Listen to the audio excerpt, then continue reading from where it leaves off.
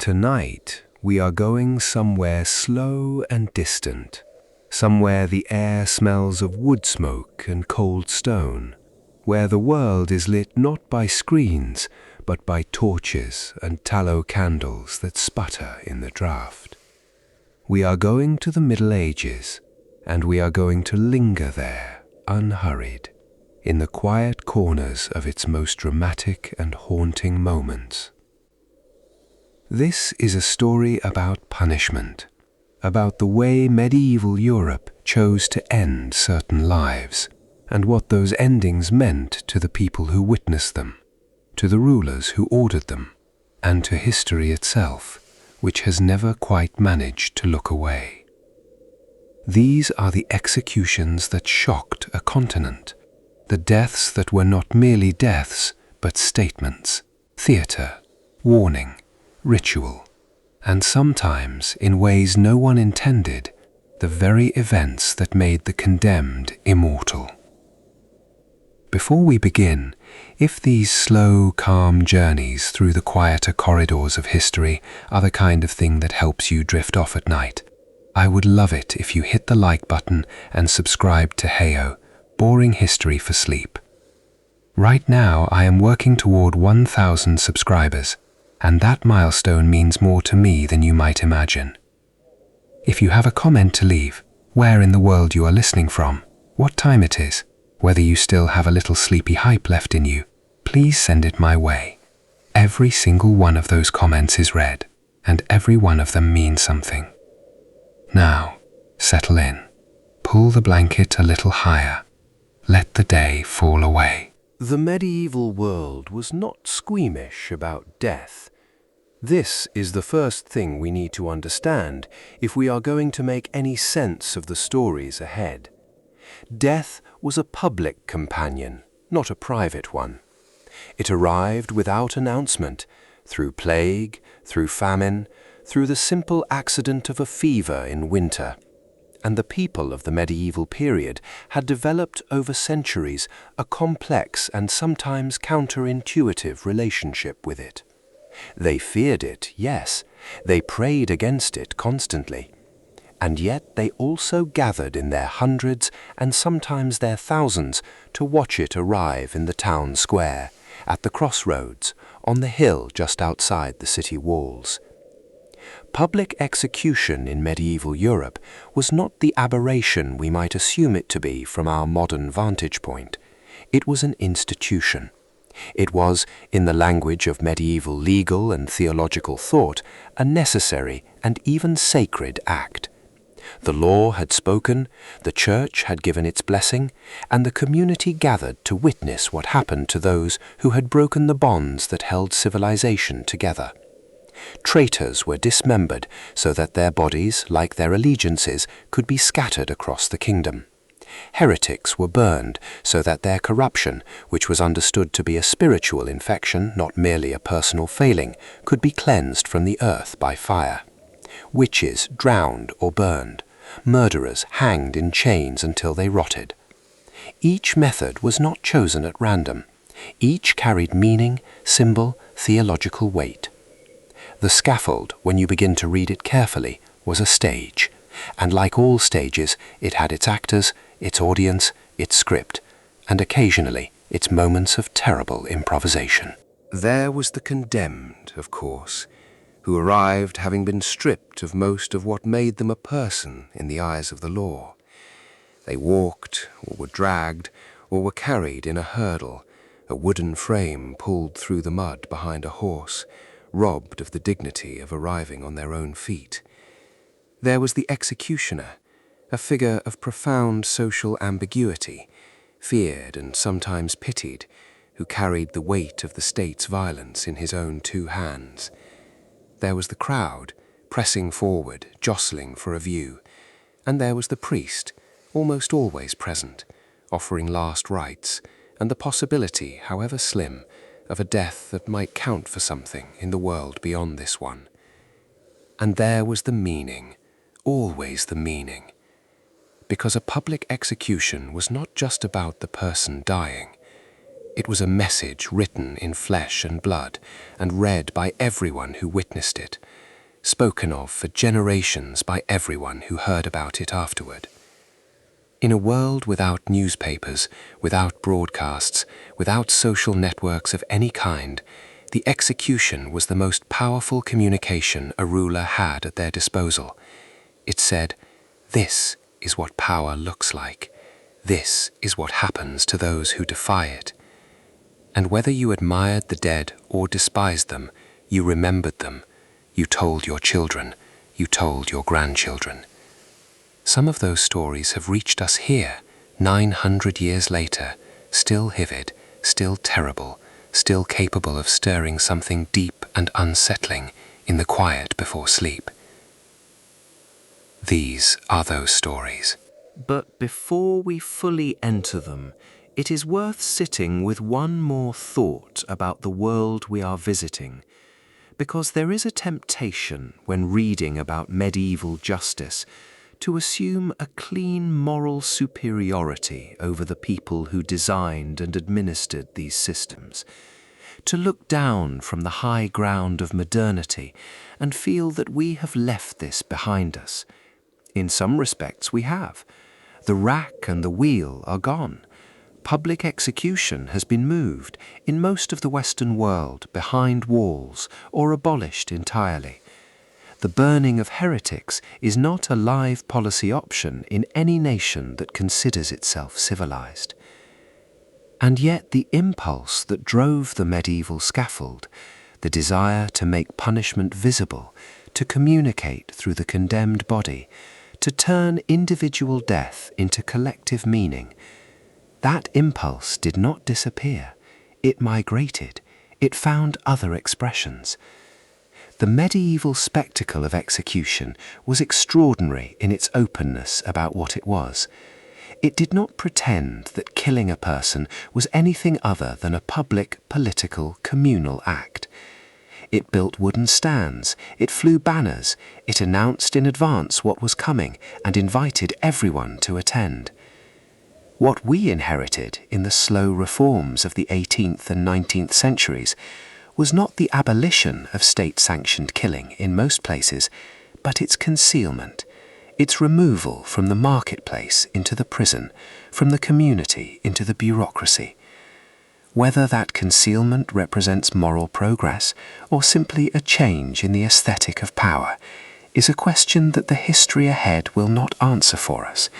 It will only give us the raw material from which to ask it more clearly. So settle deeper now. Let the breath slow. Let the day's concerns grow distant and small. We are going a long way back tonight, and the road is quiet. These are those stories. The art of the executioner, the man who did the work.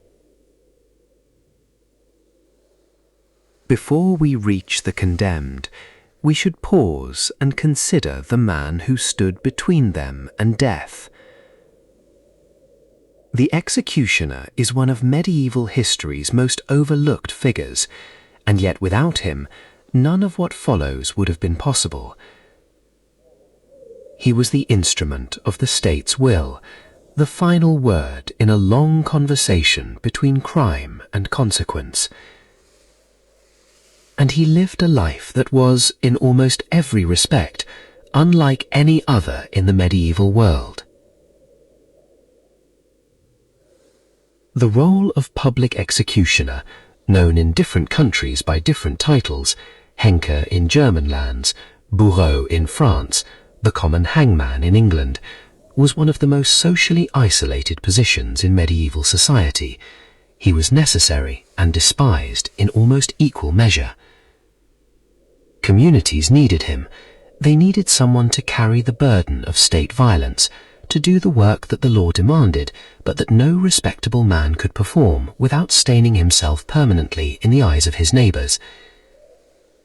And yet, having performed that work, the executioner was treated as contaminated, as touched by death in a way that made him dangerous, spiritually suspect, something between human and the forces that govern the dark side of life.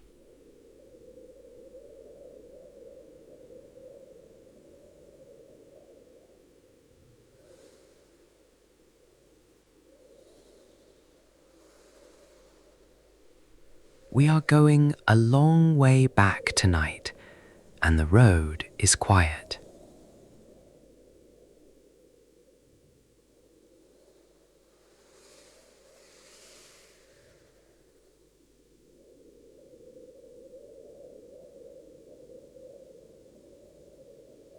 In many towns across France, Germany, and England, the executioner was not permitted to live within the city walls.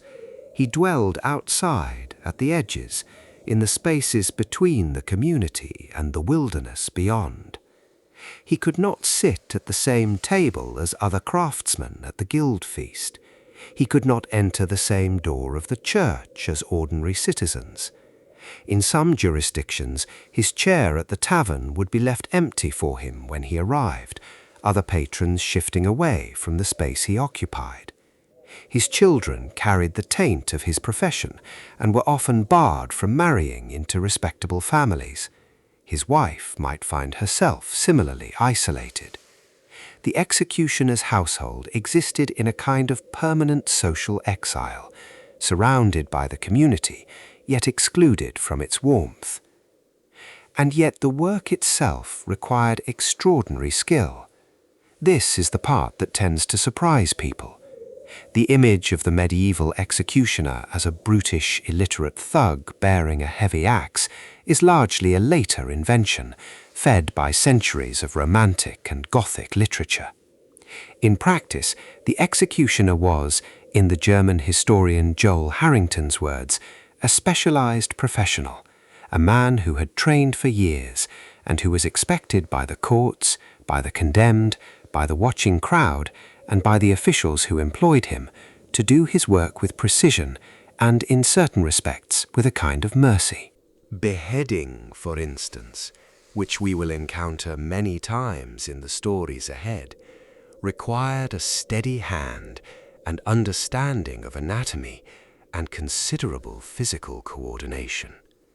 A clean strike, severing the head in a single blow from a kneeling or prone prisoner, was the ideal. Anything less was a catastrophe for everyone involved. The crowd, who had gathered expecting a clean, almost ceremonial death, would react with horror and then with anger if the condemned was made to suffer through incompetence. The executioner's reputation, and sometimes his safety, depended on doing it well.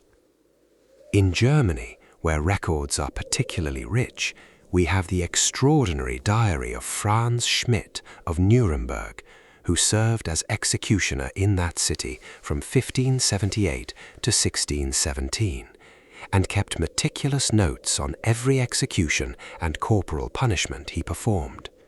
Schmidt's diary is one of the most remarkable documents to survive from the early modern period, and it gives us a window onto a tradition of professional execution that had been developing throughout the medieval centuries before him. He records not only the crimes and sentences of the condemned, but his own assessments of how each execution went, whether the blow was clean, whether he felt the condemned died with proper contrition, whether the crowd was satisfied. He approached his work with the conscientiousness of a craftsman who understood that his reputation rested on consistent quality. The tools of the executioner varied by method. The sword, lighter, faster, and considered more honorable than the axe, was used for noble condemned in France and Germany. The axe was more common in England. The rope, of course, for hanging, and here too there was skill involved. The hangman had to calculate the length of the drop, the weight of the prisoner, the placement of the knot, to ensure death came quickly rather than slowly. A miscalculation in either direction was equally bad. Too short a drop left the condemned dangling, slowly suffocating, which could take many minutes, and which transformed the execution from a controlled statement of legal power into a grotesque and uncontrolled spectacle. Too long a drop could decapitate the prisoner, which was considered undignified and sometimes provoked the crowd to turn on the hangman. And then there were the more elaborate methods, the wheel, the stake, the boiling cauldron, the multiple stage executions reserved for traitors, which required not just skill, but coordination between the executioner and a whole team of assistants, guards, and officials. These performances had to be choreographed in advance. The condemned had to arrive at the right moment, the instruments had to be ready, the priest had to have finished, the crowd had to be positioned so that they could see without interfering. It was, as one historian has put it, a kind of dark theatre with the most rigid of production schedules. Between executions, the executioner performed the lesser work of corporal punishment, flogging, branding, the cutting off of ears or hands for lesser crimes. He might also serve as something of a medical figure, since his intimate knowledge of the human body sometimes made him a resource for those seeking treatment for wounds or broken bones. There are records from German towns of executioners being consulted about injuries, their proximity to death and the body, giving them a knowledge that overlapped in those pre-modern times with what we would now call medicine. What drove a man to this life? Sometimes it was inheritance. The son of an executioner had few other paths. Sometimes it was desperation. And sometimes, apparently, it was something like vocation. Schmidt's diary suggests a man who took a genuine pride in his craft, who believed that what he did served a necessary social and moral function, and who spent his career trying to do it as well as it could be done. He eventually succeeded, late in life, in having the social stigma of his profession officially lifted for himself and his descendants, one of the few executioners in recorded history to achieve such a thing. The executioner's presence at every major execution in the stories that follow is easy to forget. We focus on the condemned. We think about the crowd, the politics, the theology. But somewhere in every one of these scenes, there is a quiet professional doing the work that no one else would do, carrying a burden the community could not acknowledge and could not do without. Keep him in mind as we go. He is part of every story. He always was. He had a name, though history rarely preserved it. He had a family, though they bore his stigma. He had opinions about his work, doubts perhaps, or certainties. We cannot know, because the only executioner whose inner life was recorded in any detail is Schmidt, and Schmidt wrote at the very end of the medieval period, in a world already changing. What the earlier executioners thought, the men who dragged William Wallace to Smithfield, who lit the fire beneath Jacques de Molay on the Seine Island, who prepared the wheel in the marketplace of 100 German towns, those thoughts are gone. They vanished with the men themselves, swallowed by the same silence that swallows most of the people who do the world's necessary and unpleasant work. What they left behind, these unnamed craftsmen of death, are the events themselves. The scaffold well built, the blade sharp and clean, the fire laid properly so that the end when it came as the sentence required. In their competence, in the terrible precision of their professional pride, they guaranteed that these deaths happened, and happened as the law intended.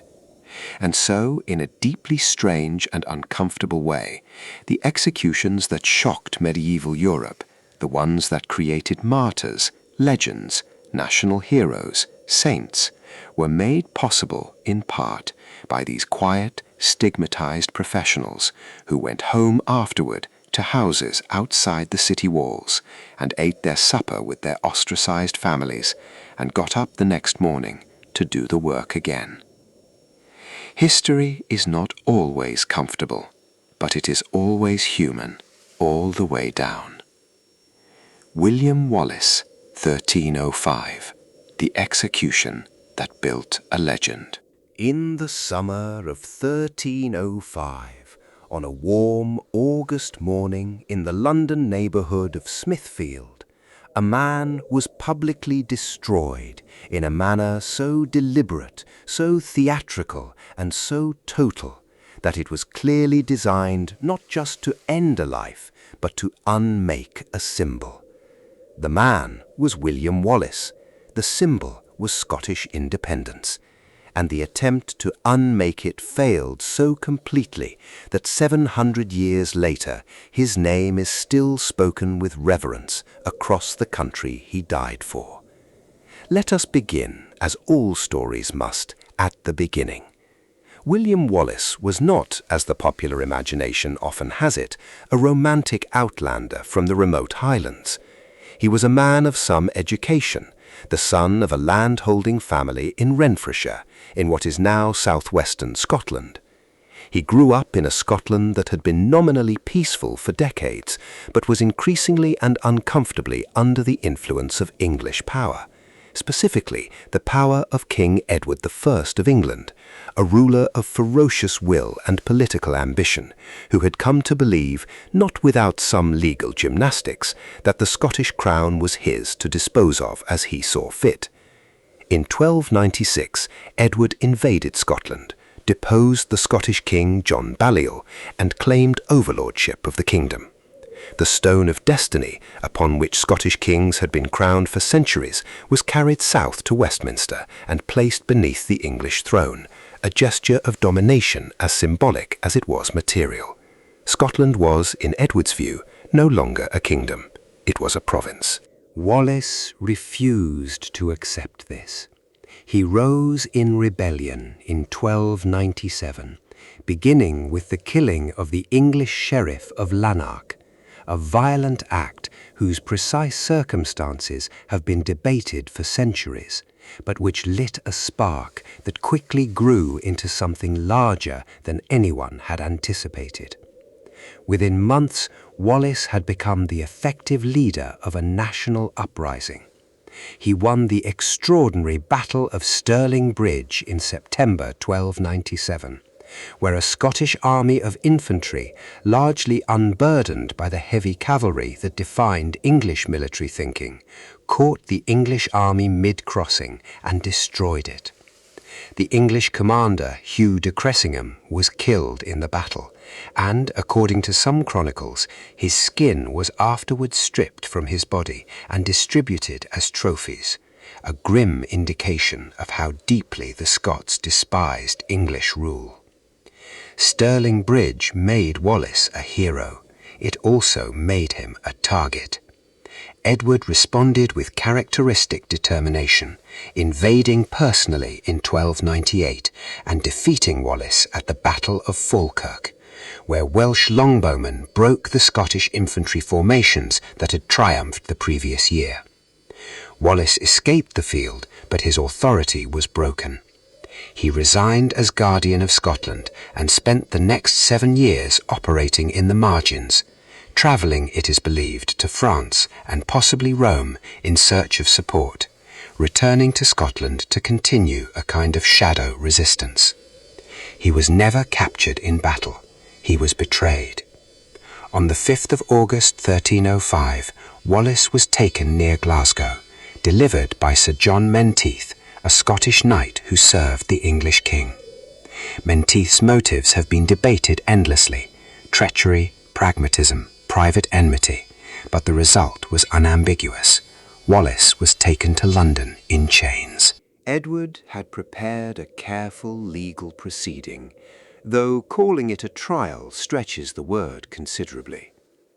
Wallace appeared at Westminster Hall before a panel of judges. He was not permitted to speak in his own defence in any meaningful sense. The charges against him included treason, murder, robbery, arson, and sacrilege. He reportedly responded to the charge of treason by saying that he had never sworn loyalty to the English king and could therefore not be a traitor to him, a logically coherent argument that the court ignored entirely. The verdict had been decided long before he arrived. He was guilty of everything. The sentence was the full horror of medieval traitors' punishment, each element calculated to match the charges and to maximize the message being sent. He was to be dragged on a hurdle from the Tower of London through the streets of the city to Smithfield, the same Smithfield that would host markets, tournaments, and later the burning of Protestant martyrs. He was to be hanged, but not to the point of death. He was to be cut down alive, emasculated and disemboweled. His internal organs burned before his eyes while he was still breathing. He was then to be beheaded. His body was to be divided into 4 quarters, and each part of him was to be sent to a different part of the kingdom. A limb to Newcastle, a limb to Stirling, a limb to Perth, a limb to Berwick, and his head, dipped in tar to preserve it, to be placed on a spike on London Bridge. The crowd that gathered at Smithfield on August 23rd, 1305, was enormous.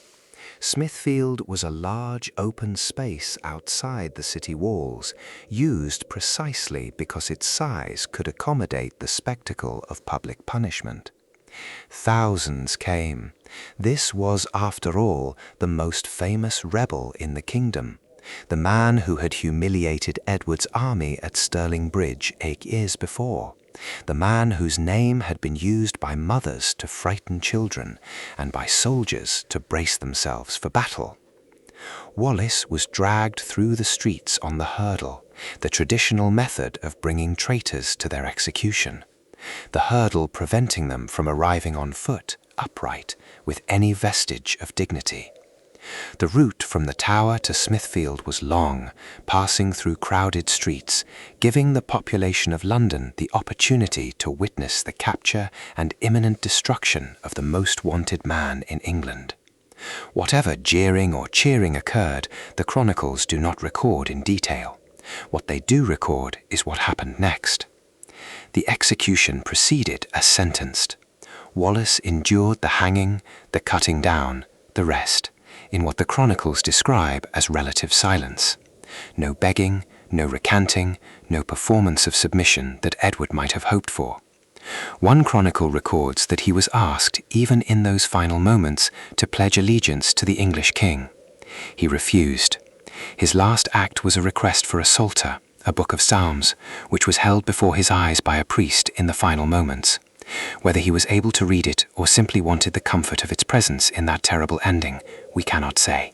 After his death, the dismemberment followed. His remains were sent to their appointed corners of the kingdom, displayed on spikes and chains as a warning to any who contemplated following his example.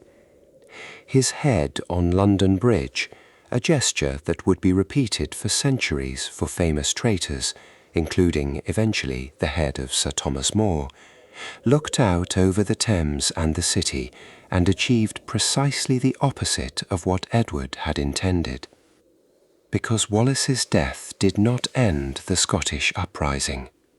Within a year, Robert the Bruce had claimed the Scottish crown and renewed the war.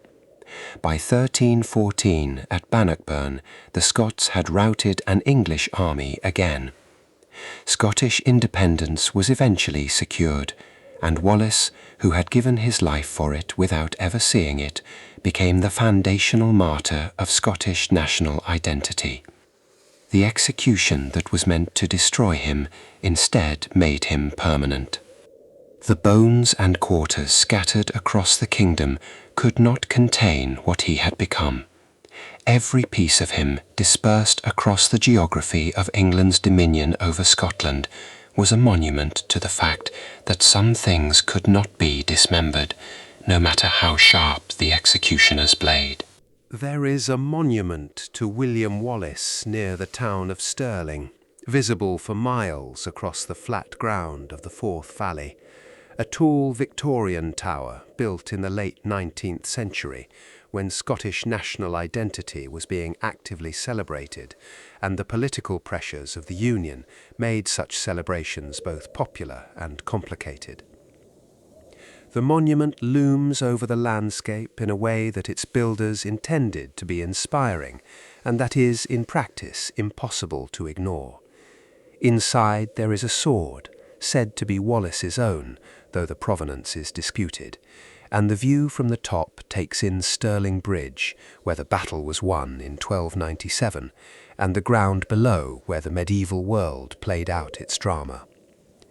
Whether you believe the sword is genuine or not, whether you read Wallace as a freedom fighter or as a medieval warrior whose legend has been enormously inflated by 7 centuries of national mythology making, the fact of that monument speaks to something real. The execution at Smithfield, intended to end the Scottish resistance and erase its figurehead, produced instead a martyr so durable that he is still being commemorated, still being debated, still being invoked, 700 years later.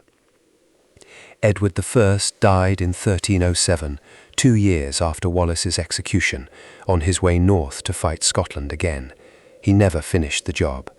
His tomb in Westminster Abbey bears, or was said to bear, the inscription Scotorum Malleus, Hammer of the Scots, which captures exactly the ambition that drove him.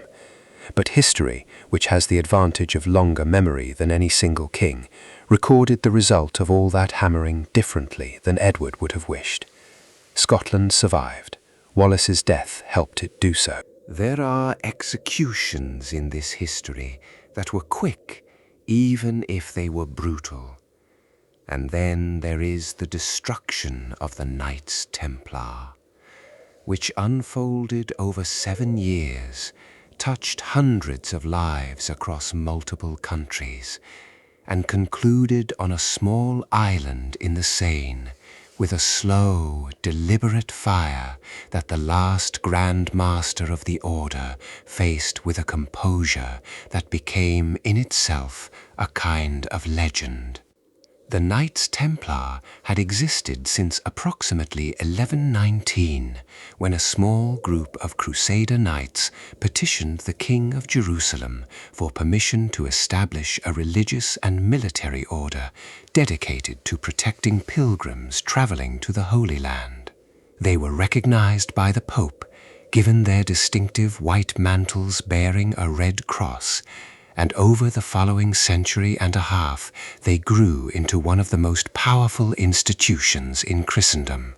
They fought in the Crusades with extraordinary ferocity and discipline. They developed one of the earliest international banking systems in European history, allowing pilgrims and merchants to deposit money in one location and withdraw it in another, a practical solution to the dangers of traveling with coin through bandit country. They accumulated vast wealth, vast land holdings, and vast influence. By the late 13th century, the Crusader kingdoms in the Holy Land had collapsed. Acre, the last major Crusader stronghold, fell in 1291. The Templars and the other military orders retreated to Cyprus and then to Europe, where they maintained their organization, their wealth, and their privileges, but had lost the primary mission that had justified their existence. They were, increasingly, a powerful and wealthy institution without a current purpose, and that combination of attributes made them very interesting to certain people. The most interested person was Philip IV of France, known to history as Philip the Fair. Philip was by any measure one of the most politically ruthless monarchs of the medieval period. He was deeply in debt. The Templars, among others, held large amounts of his royal obligations. And he was engaged in an ongoing power struggle with the papacy that had already driven him to take the extraordinary step of having one pope, Boniface VIII, arrested. He was intelligent, cold, and absolutely determined to secure his financial position and his political power by whatever means necessary. In the early years of the 14th century, Philip began to receive reports, or to orchestrate the receiving of reports, depending on whose version of events one prefers, of monstrous crimes allegedly committed within the secret rituals of the Templar order. The accusations were extraordinary. New initiates to the order were said to be required to deny Christ, to spit upon the crucifix, and to perform obscene acts during their admission ceremonies. The Templars were said to worship a mysterious idol called Baphomet. They were accused of sodomy, of financial corruption, of heresy of almost every variety the medieval mind could conjure. Most modern historians regard the majority of these charges as fabricated or wildly exaggerated, products of torture and political pressure rather than actual Templar practice. But in the atmosphere of 1307, with Philip controlling the new Pope Clement V, and with the machinery of the Inquisition available as a tool, the charges were enough to justify action. On the 13th of October, 1307, a Friday, which some have connected to the later superstition about Friday the 13th, Philip's agents arrested virtually every Templar in France simultaneously. It was a remarkable logistical operation, executed in secret with extraordinary coordination. Hundreds of men were taken in a single morning from Templar houses across the country before any of them could flee or organize resistance. The interrogations that followed were conducted by the Inquisition and involved torture. In the weeks and months after the arrests, confession after confession emerged, Templars admitting to the denial of Christ, to the obscene practices, to the worship of Baphomet. Under torture, medieval confession was rarely reliable evidence of truth, but it was legally sufficient. The confessions mounted. Some of the accused recanted, withdrew their confessions, and faced the terrible consequences of having acknowledged heresy and then retracted the acknowledgement, which was considered the most serious possible offence, and which the Church addressed by burning. In May 1310, 54 Templars who had withdrawn their confessions were burned alive outside Paris. It was a mass execution of striking brutality, staged to demonstrate what happened to relapsed heretics and to break the remaining resistance of those who had not yet confessed or who were still wavering. The burning of 54 men in a single day was an event that shook France and sent a message to every surviving Templar: submit or die in fire. The Grand Master of the Order, Jacques de Molay, had initially confessed under duress. He was one of the most senior figures in the order, an old man in his 60s or 70s who had led the Templars for nearly 2 decades. His confession had been made under torture and the crushing weight of what was happening to his order around him. But as the years passed, as the trials continued, something in de Molay seemed to harden or clarify. He was not burned in 1310, he remained imprisoned, a figure around whom the larger question of the entire order's fate revolved.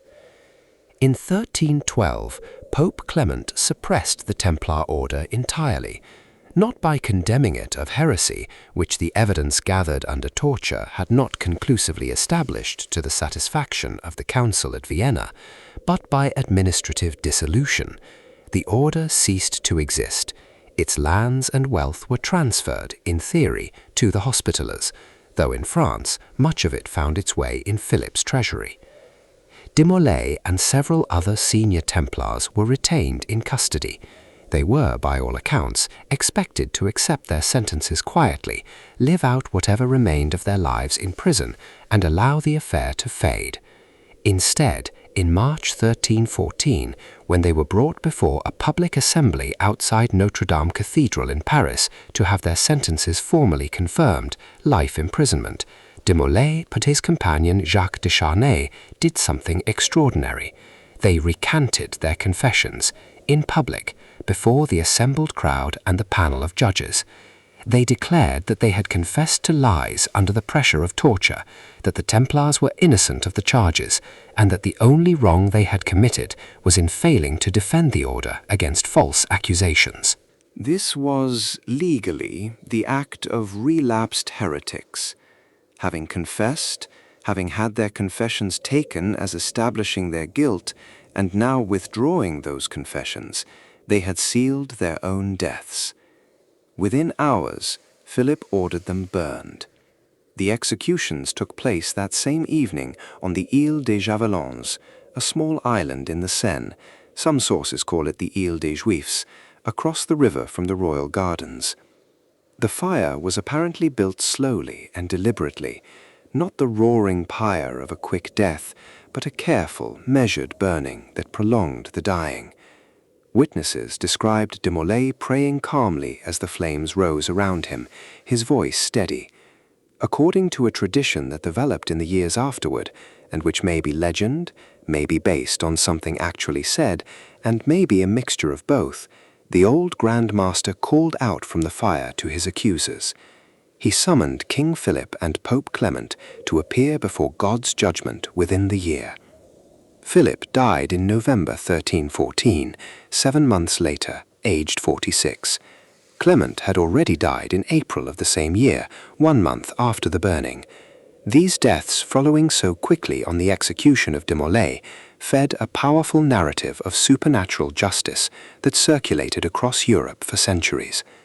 The Templars' curse, as it became known, was one of those stories that history could not quite shake. Modern historians, reasonably, note that medieval life expectancy for men who had lived lives of stress, poor diet, and physical exertion meant that neither Philip's death at 46 nor Clement's death at approximately 60 was as remarkable as the story made it seem.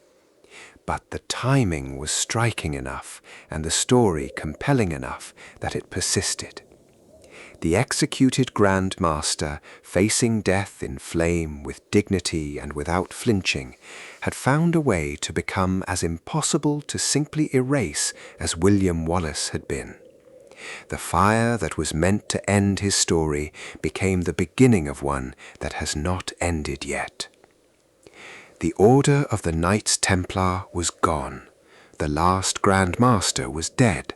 The lands and wealth had been redistributed. Philip the Fair had achieved his political and financial objectives through a campaign of legal brutality that set a template, however uncomfortable the thought, for the way states would subsequently handle institutions that had grown too powerful or too inconvenient. The history of the Templars' destruction is, among other things, the history of how a government can use the machinery of religious law, carefully managed accusations, and the systematic application of torture to produce any verdict it requires. That lesson, too, has not been forgotten. But what endures most powerfully across the centuries is the image of Jacques de Molay in the slow fire on the Seine island. An old man, stripped of rank and order and institution, with nothing left but his voice and his choice of how to use it. And using it in those final moments, not to beg for mercy or to curse his enemies with rage, but to speak with the quiet authority of a man who believed, whatever his faults, in the rightness of what he stood for. That composure in those particular circumstances was its own kind of power. It could not be extinguished. The fire that killed him could not touch it. Hugh Despenser the Younger, 1326. Power, Rage, and the Queen's Revenge. If you were to sit down and design from scratch a medieval figure who embodied everything that could go wrong when proximity to a weak king became a license for cruelty, greed, and the systematic abuse of everyone within reach, you might end up with something resembling Hugh Despenser the Younger. And if you were then to design his downfall, the theatrical reversal in which all the power he had accumulated came crashing down in the most public and humiliating way possible, you might struggle to improve upon what actually happened to him in Hereford in November of 1326. Hugh Despenser the Younger was born in 1286 into a noble family that already had significant connections to the English court. His father, Hugh Despenser the Elder, was a supporter of the crown. The younger Hugh rose to prominence through his marriage to Eleanor de Clare, a granddaughter of King Edward I, and through his cultivation of a close personal relationship with the new king, Edward II, who had inherited his father's throne in 1307, but very little of his father's political competence or martial drive. Edward II is one of medieval England's most pitiable figures, a king who was not without intelligence or, in his personal life, warmth, but who was temperamentally unsuited to the brutal demands of medieval kingship, and who made a series of choices in his relationships that generated an almost unmanageable political crisis. His attachment to the Gascon knight Piers Gaveston, who was granted titles, land, and an intimacy with the king that infuriated the English nobility, eventually resulted in Gaveston being seized and killed by the barons in 1312. After Gaveston's death, Edward's attachment shifted in time to Hugh Despenser. Hugh Despenser was not the sort of man whose company anyone forced to deal with him appreciated.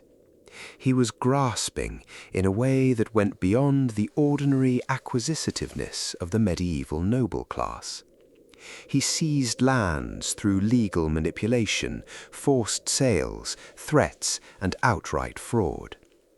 He extended his influence into Wales, into the Marches, into the financial machinery of the kingdom, accumulating wealth and power with an energy that left a trail of grievances behind him everywhere he went. He was accused of arbitrary imprisonment, of extortion, of brutality toward those who opposed him. When the nobles rose against him and his father in 1321 and had both men exiled, Edward recalled them within a year, crushing the baronial opposition at the Battle of Boroughbridge in 1322 and executing its leaders. The person who ultimately brought Hugh Despenser down was Queen Isabella, Edward's French wife. Isabella had suffered years of humiliation. Her personal correspondence had been opened by Despenser, her household stripped of servants and resources, her influence at court reduced to near nothing, her requests to visit her family in France repeatedly refused. In 1325, she was finally permitted to travel to France on a diplomatic mission, and she did not return. Instead, she began an affair with Roger Mortimer, an exiled English baron who had escaped from the Tower of London, and together they began to plan an invasion. In September 1326, Isabella and Mortimer landed in Suffolk with a small force. Edward's support collapsed with astonishing speed. The Despensers, father and son, found themselves abandoned. Hugh the Elder was captured and executed at Bristol in October. Hugh the Younger fled with Edward towards Wales, where they were caught. He was taken to Hereford, where Isabella and Mortimer were waiting, in what was now effectively the seat of a new government. The judgment of Hugh Despenser the Younger was delivered publicly, the charges read aloud in detail, charges of treason, of murder, of theft, of corruption, of causing dissension between the king and the barons of England, and of using his position to subvert the laws of the realm. He was not permitted to speak in his own defense. The sentence was the full traitor's penalty. On the 24th of November, 1326, Hugh Despenser was led to the scaffold in Hereford in front of a crowd that included, from the windows above, Queen Isabella herself. He had apparently refused to eat in the days of his imprisonment, whether from despair, protest, or physical illness is not recorded, and contemporaries noted that he looked wasted and diminished from the powerful figure who had dominated English politics for years. He was dressed in a surcoat bearing his coat of arms, painted and reversed, the heraldic symbol of dishonor, and a crown of nettles was placed on his head, mocking the royal pretensions he was accused of having harbored. The execution proceeded in its full multi-stage horror. He was first hoisted high on a specially constructed gallows, tall enough that the crowd could see every detail, before being cut down while still alive. The sentence included castration, which was performed before the main acts of disembowelment, and the condemned's organs were burned before his eyes in a fire lit beneath the scaffold. He was then beheaded, and his body was quartered. Contemporary chronicles record details that are almost impossible to read without a kind of stunned vertigo. A medieval illuminated manuscript of Jean Froissart's Chronicles, the history of the period written some decades later, actually includes an illustration of Despenser's execution, clinical and terrible in its detail, showing the scaffold, the hanging figure, the fire below. What the chronicles also record is something more unexpected. Several accounts describe Despenser's behavior during the execution as composed, even spiritual. He apparently died ultimately without the desperate screaming or begging that the crowd might have expected from a man of his reputation. Whether this represents some final recovery of dignity, resignation, or simply the merciful speed with which shock overtook him, it is impossible to say, but the detail has persisted across the historical accounts. His body was quartered and sent, like Wallace's before him, to different cities across England. His head was displayed in London. The execution had served its purpose as theatre. Isabella's authority was demonstrated. Despenser's wickedness was formally adjudicated and punished, and the crowd had witnessed the end of the man who had made so many of them miserable. But the story, like all these stories, did not end cleanly there. Edward II himself was deposed, imprisoned at Berkeley Castle, and died in September 1327, under circumstances that have been debated ever since, the most dramatic theory involving a red-hot implement and a method of killing that left no external mark. The age of the Despensers and of the unhappy king who had trusted them was over. It had ended in fire and dismemberment, as so much in medieval history ended.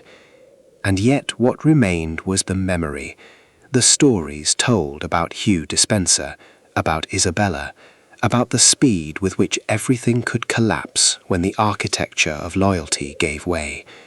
Those stories were still being told a century later. They are still being told now. The Cathars of Montségur, 1244, 200 souls in a single fire. Most of the executions in this account happened to individuals, men and women whose names history has preserved precisely because their deaths were singular, noted and consequential in the political life of their time. The burning at Montségur was different. It was the destruction of a community. To understand Montségur, we need to understand the Cathars, a religious movement that spread across southern France and parts of northern Italy and Spain from roughly the mid-12th century onward. and which represented, in the eyes of the Catholic Church, not a minor deviation from orthodox doctrine, but a root and branch rejection of everything the Church was built on. The Cathars, also known as Albigensians from the town of Albi, believed that the material world was inherently evil, the creation not of the good God, but of a lesser malevolent deity. The true God was purely spiritual, and the human soul, trapped in the cycles of material existence, needed to find its way back to that spiritual realm. The Catholic Church, with its material wealth, its hierarchy, its sacraments, its land holdings and political entanglements, represented to the Cathars not a path to salvation, but an obstruction of it. They rejected the Pope's authority, the veneration of saints, the doctrine of the Incarnation, the resurrection of the body, and a great deal else that defined medieval Catholic Christianity. What made the Cathars particularly alarming to the Church was not just their theology, but their success. In the Languedoc, the region of southern France that takes its name from the local dialect's word for yes, hoc, Catharism was not a fringe movement. It had the support of noble families, of townspeople, of merchants. The Cathar perfecte, the fully initiated spiritual leaders of the movement, who lived lives of extraordinary asceticism, subsisting on vegetables and fish, owning nothing, traveling in pairs, and practicing a rigorous spiritual discipline, commanded enormous respect from the ordinary believers who supported them. The Cathars had built, in effect, an alternative church in the south of France, and they had done it in full view of the Catholic hierarchy for decades. Pope Innocent III's response was the Albigensian Crusade, launched in 1209. It was one of the most destructive campaigns in medieval European history, a war conducted not against an external enemy, as the Crusades to the Holy Land were, but against the inhabitants of a prosperous and culturally rich part of France. The Crusades' most infamous moment came at Béziers in 1209, where, when Crusaders asked how to distinguish Catholics from heretics in a mixed population, the papal legate Arnaud Almeric reportedly said, or was later reported to have said, something along the lines of "kill them all, for God knows his own." Whether he actually said it or not, the massacre at Béziers, where thousands of civilians were killed indiscriminately, defined the spirit of the crusade. The war lasted decades. Slowly, the Cathar movement was driven from the open towns and cities it had occupied into an increasingly narrowed territory, and finally into a handful of mountain fortresses in the Pyrenees and the hills of the Languedoc. The most significant of these was Montségur, a spectacular castrum built on a high, steep-sided ridge in the foothills of the Pyrenees, at an elevation that made it virtually impregnable to direct assault, and which had become the last real headquarters of the Cathar perfecti. The siege of Montségur began in 1243 and lasted through the winter. The fortress, defended by a garrison of soldiers and sheltering a community of Cathar faithful and perfecti, held out against the besieging force for months. The defenders were skilled, the terrain was brutal, and the supply lines were complicated. But by the winter of 1243 to 1244, conditions inside the fortress had become desperate. Supplies were running low, negotiations had begun. In March 1244, an agreement was reached. The defenders would surrender. The soldiers and lay believers would be allowed to leave after making statements of submission. Those who were Cathar perfecti, the initiated spiritual leaders, would be offered the chance to recant their faith and return to the Catholic Church. Those who refused would be burned. 225 people came down from Montségur on the 2nd of March 1244 and refused to recant. Among them were men and women who had been perfectly content to simply be lay believers, but who, in the final days of the siege, had received the Cathar Consolamentum, the spiritual initiation that made one a perfectus, specifically so that they could die as members of the inner circle of the faith they had held all their lives. They had chosen this death. They had walked toward it. A large wooden enclosure was built at the foot of the mountain. Accounts suggest it was filled with straw and wood, and the 225 condemned were led into it. The fire was lit. No individual executions, no one-by-one ceremony. They burned together in a mass, as a community, which was perhaps the most characteristic thing about it. The Cathars had always defined themselves by their communal spiritual identity. They ended the same way. The site is known today as the Camp dels Cremats, the Field of the Burned. There is a memorial there. The castle of Montségur still stands on its ridge, ruined now, looking out over the landscape where the Cathar world died. Visitors still climb the steep path to the top. The view from the ruins is, by all accounts, extraordinary. And on certain days, in certain lights, the silence up there is the kind that makes history feel present rather than past, the way it does when something happened in a place that was simply too large, too final, to be entirely forgotten. The Cathars, as a functioning religious movement, did not survive Montségur. The Inquisition continued to pursue survivors and secret believers for decades afterward. But the burning of 225 souls in a single morning broke the back of the movement in a way that the decades of crusade warfare had not. The theology died. The memory did not. Joan of Arc, 1431. The girl they could not burn away.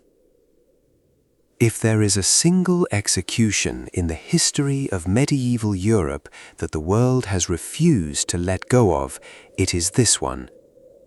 Joan of Arc died on the 30th of May 1431 in the marketplace of Rouen in English-controlled Normandy on a charge of heresy.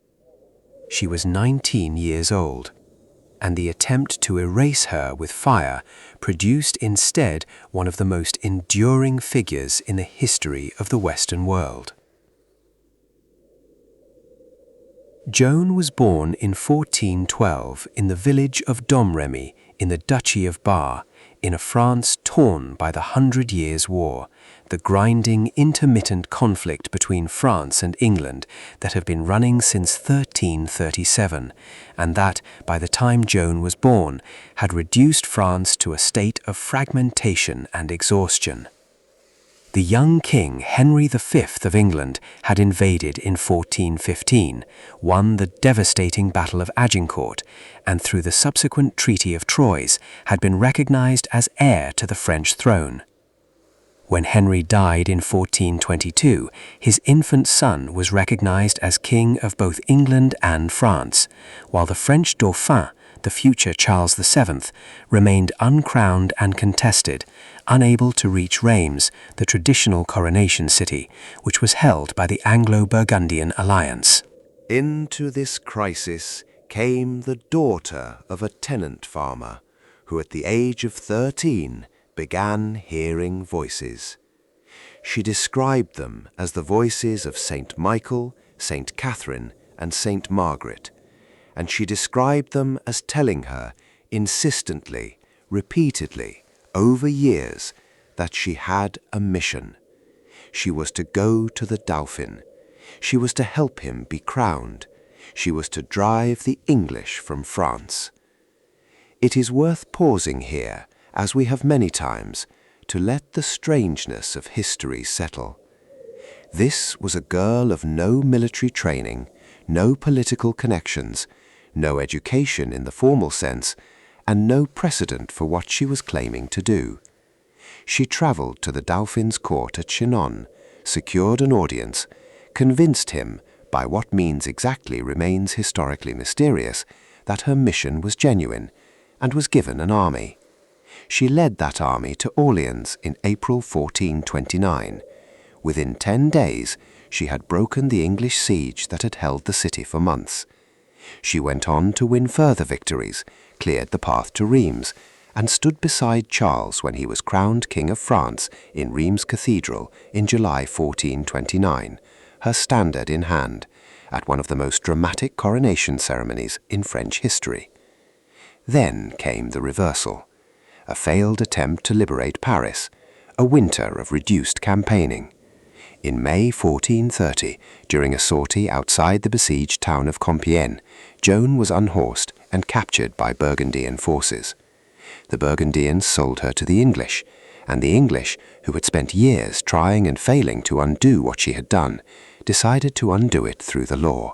The trial at Rouen, which began in January 1431 and was presided over by the Bishop of Beauvais, Pierre Cauchon, an English partisan, was one of the most legally questionable proceedings in medieval history, a fact that was formally acknowledged 25 years later when the verdict was overturned. Joan was tried on charges of heresy, the specific charges including her claim to have received direct inspiration from God, bypassing church authority, her wearing of men's clothing, and her defiance of church jurisdiction. The trial record, which survives and has been extensively studied, reveals a young woman of remarkable quickness of mind and unusual theological sophistication, defending herself alone against a panel of trained ecclesiastics. The judges, the record shows, were not interested in discovering the truth. They were interested in producing a verdict. When Joan's answers were too clever to convict on their face, questions were rephrased or returned to repeatedly. Her claim that she heard voices of saints was held up against the Church's authority to determine what was genuine divine communication. Her wearing of men's clothing, which she had practical military reasons for, and which she had indicated she would abandon if given women's clothing and proper security in prison, was treated as a grave spiritual offense. Joan was asked again and again whether she would submit to the Church's authority. Her answer was precise and philosophically serious. She would submit to the Church on matters within its jurisdiction, but on the question of whether her voices were from God, only God could judge. This distinction between the Church militant on earth and the Church triumphant in heaven was theologically coherent. It was also inadmissible.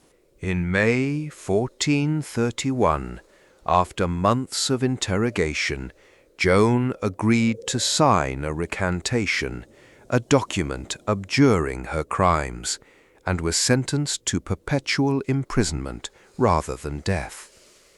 Within days, she had resumed wearing men's clothing in her cell. Whether this was deliberate defiance, a response to sexual threats from her guards, or simply the clothing that was available, the chronicles dispute. Her judges took it as the act of a relapsed heretic, the worst possible status under church law. The death sentence was passed on the 29th of May, 1431. The following morning, Joan was led to the marketplace of Rouen, where a tall scaffold and a stake had been prepared. She was bound to the stake. The pyre was lit. Witnesses described her calling upon Jesus and the saints as the flames rose. The execution was not swift. It was a slow burning, the fuel built up around her, the heat rising gradually. One English soldier threw a small bundle of sticks onto the fire, a gesture that was described by a witness as almost casual, as if adding to a kitchen hearth. Her ashes, when it was over, were thrown into the Seine to prevent any collection of relics. Her heart, it was said, and this story circulated widely afterward, though it cannot be verified, refused to burn and was found intact in the ashes. Whether this is legend or eyewitness embellishment, it captures something real about the reaction to her death. People could not quite believe she was simply gone. In 1456, a rehabilitation trial found the original proceedings invalid and the verdict without legal foundation. In 1920, nearly 500 years after her death, she was canonized as Saint Joan of Arc. The French girl burned by the English in a French city occupied by English soldiers had become, through her death, something that neither she nor they could have predicted, a national saint, a symbol of resistance that has never stopped being invoked, and a presence in Western culture as vivid as any figure who ever lived. The fire in Rouen did not destroy Joan of Arc. It created her.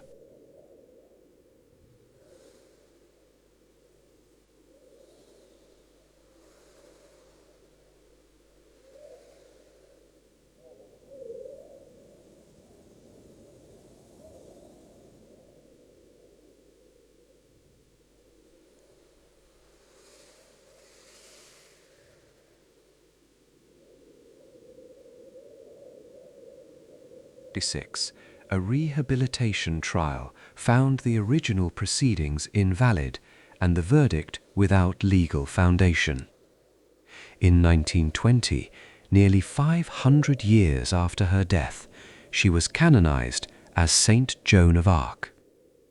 The French girl burned by the English in a French city occupied by English soldiers had become, through her death, something that neither she nor they could have predicted, a national saint, a symbol of resistance that has never stopped being invoked, and a presence in Western culture as vivid as any figure who ever lived.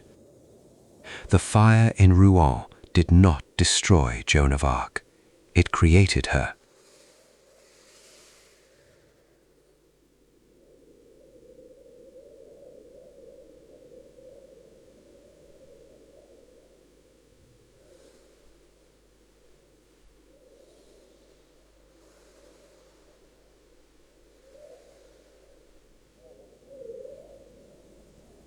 In 1456, a rehabilitation trial found the original proceedings invalid and the verdict without legal foundation. In 1920, nearly 500 years after her death, she was canonized as Saint Joan of Arc.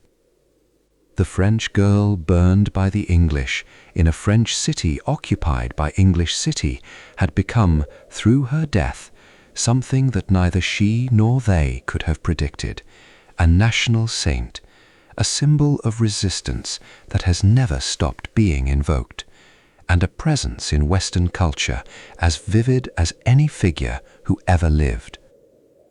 The fire in Rouen did not destroy Joan of Arc. It created her.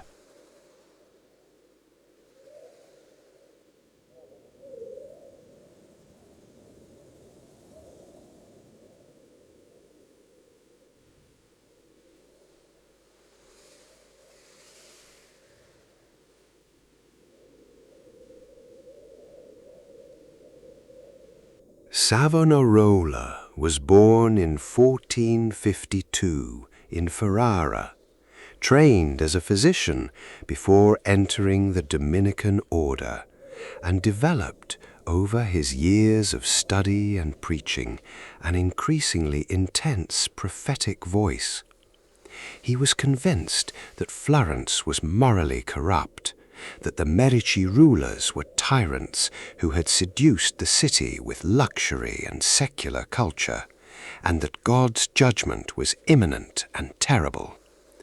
He began preaching this message in Florence in the 1480s and found at first a limited audience.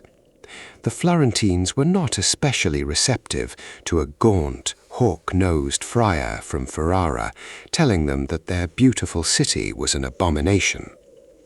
Then history intervened. In 1494, the French king Charles VIII invaded Italy. The Medici were expelled from Florence, and Savonarola's predictions of disaster seemed suddenly vindicated. He filled the power vacuum left by the Medici with a remarkable combination of religious authority and what can only be described as theocratic governance. Florence was declared a republic, a Christian republic, in which God was the true sovereign and the friar's moral vision was to be its law. Savonarola organized, among other things, the famous bonfires of the vanities, the bruciamento delle vanità, in which Florentines were encouraged and sometimes pressured to bring their mirrors, cosmetics, fine clothes, secular books, playing cards, and art to great pyres in the Piazza della Signoria. The famous story that Botticelli personally threw several of his own paintings into the fire cannot be verified with certainty, but it captures the atmosphere of the period. Florence, briefly, was burning its own beauty in accordance with the friar's vision of godliness. The power could not last. Savonarola had made enemies in every direction.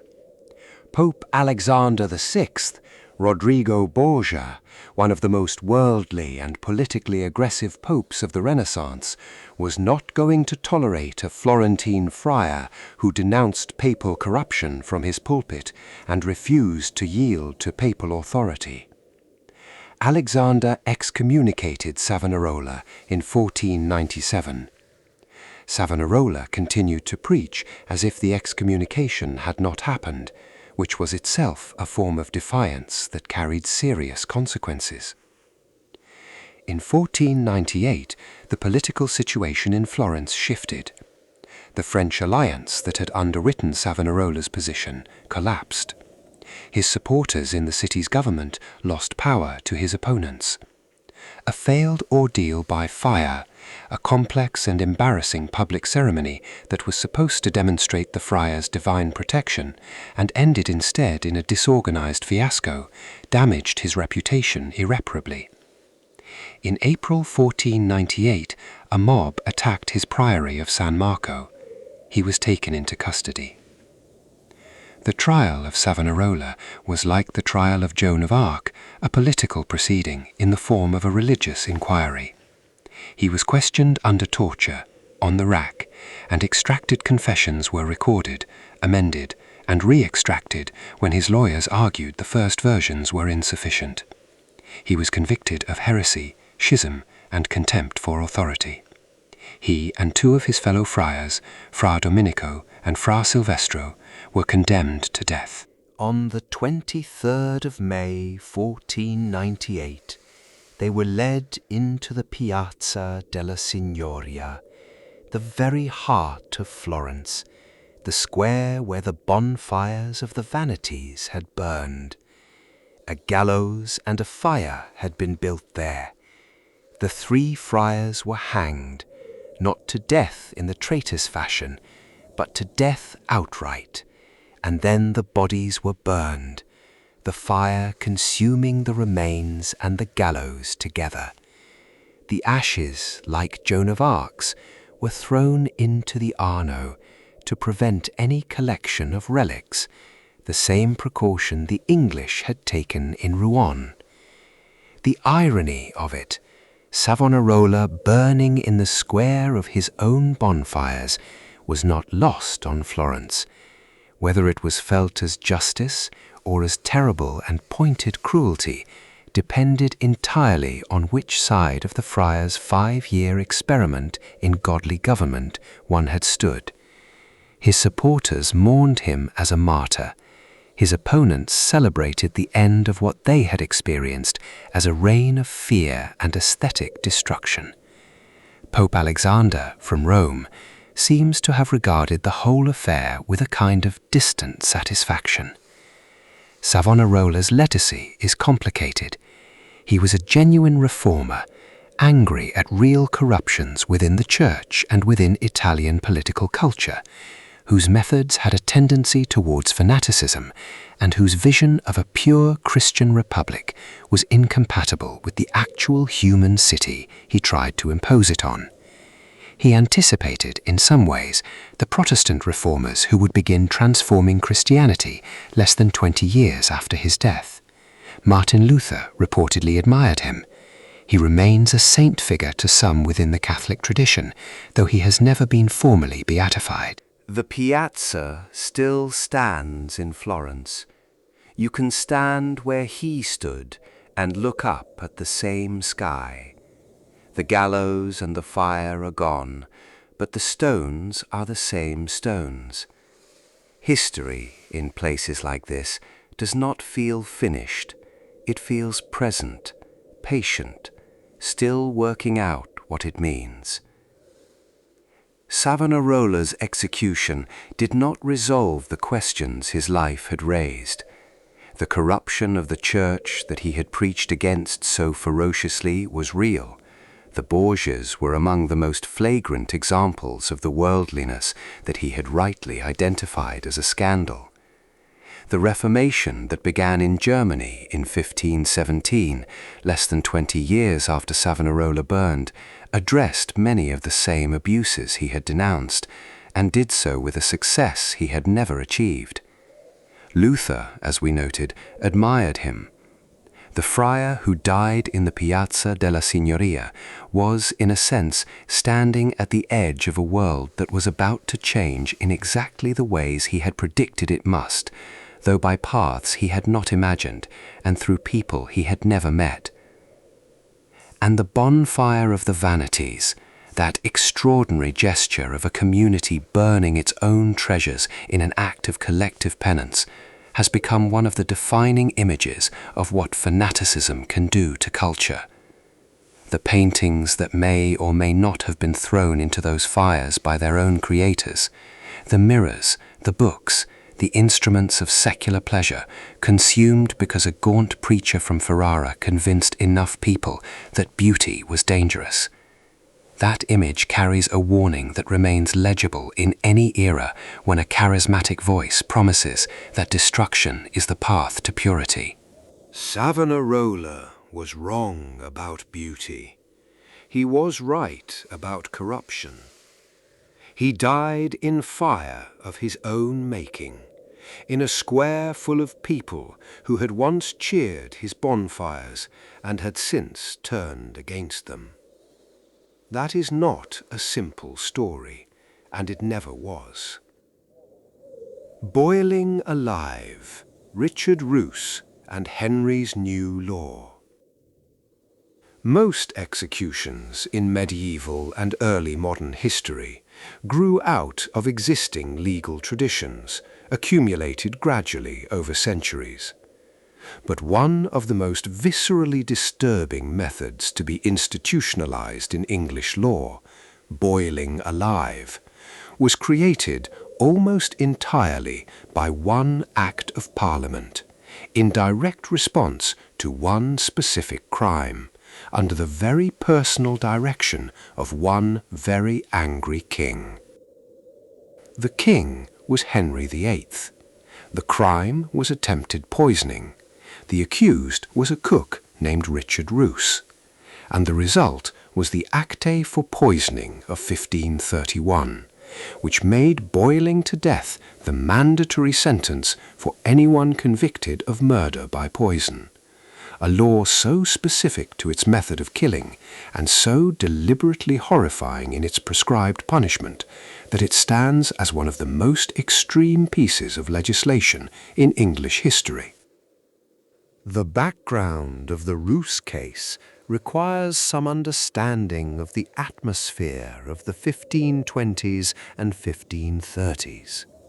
Henry VIII was, by this point in his reign, a king who had accumulated enemies with considerable efficiency. His break with Rome, which was developing in the early 1530s, was generating opposition from Catholic clergy and lay people who saw him as a tyrant and a heretic. The court was a place of shifting alliances, dangerous ambitions, and perpetual anxiety about who stood in the king's favor and who had fallen from it.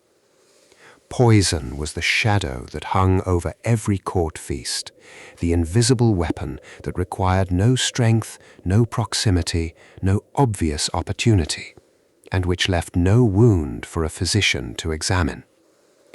In February 1531, a number of people in the household of John Fisher, the Bishop of Rochester, became seriously ill after eating a meal.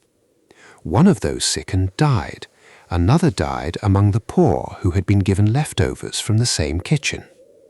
Fisher himself, who was among the king's most prominent clerical opponents, a man who would eventually be executed for refusing to accept Henry's supremacy over the church, was also sickened but survived. Suspicion fell quickly on the kitchen, and specifically on a cook named Richard Roos, who was accused of having added something to the pottage, the thick grain-based stew that was a staple of household cooking at all levels of society. Whether this was arsenic, some other poison, or a substance that simply made the food dangerous through contamination or putrefaction, the records are not specific. Roos was arrested. Under examination, it was reported, though what actually transpired in his interrogations is now difficult to reconstruct, that he admitted to having put some powder into the cooking, though he claimed he had only intended it as a joke, thinking the powder would cause diarrhea rather than serious illness. Henry's reaction was disproportionate to the crime as understood at the time, or it appears so from a modern vantage. But consider the situation. The intended victim, Bishop Fisher, was one of the king's most visible opponents. Whether Roos had been directed by someone, whether the poison was genuinely intended to kill, whether there was a political conspiracy behind the cook's action, these questions were not definitively answered, and Henry, who was well acquainted with conspiracy, may not have been satisfied that there was no deeper plot. More generally, poisoning was understood as a crime so uniquely covert, so threatening to the entire fabric of social life, because it struck at the safety of the table, one of civilization's foundational rituals, that it seemed to demand an extraordinary response. Parliament obliged. The Act passed in 1531 made poisoning a form of high treason and prescribed death by boiling as the mandatory sentence. It also applied retroactively to Roos's case. He was boiled alive at Smithfield, the same Smithfield where Wallace had been executed more than 2 centuries before, which had by this point accumulated so many layers of public death that it might almost be considered London's theatre of last resort. The method was, by all accounts, extraordinary. Roos was bound, placed in a large cauldron of cold or warm water, and the fire was lit beneath. The accounts vary as to whether he was lowered into boiling water immediately, which might produce a relatively swift death, or whether the water was heated gradually, which would have been far more prolonged and terrible. Contemporary accounts tend toward the latter, which was presumably the intention, since the whole point was to create a spectacle of suffering sufficient to deter others from the crime of poisoning. The same sentence was later applied to a maidservant named Margaret Davy, who was executed at Smithfield in 1542 after being convicted of poisoning her employer. Hers was the only other recorded use of this particular provision before the Act was quietly repealed under Edward VI in 1547. The brief life of boiling as a legal punishment in England illustrates something important about the relationship between medieval and early modern law and the emotions of the powerful. Henry VIII was not the first ruler to respond to a specific crime with a specific and theatrical prescribed punishment. The history of capital sentences is full of such responses.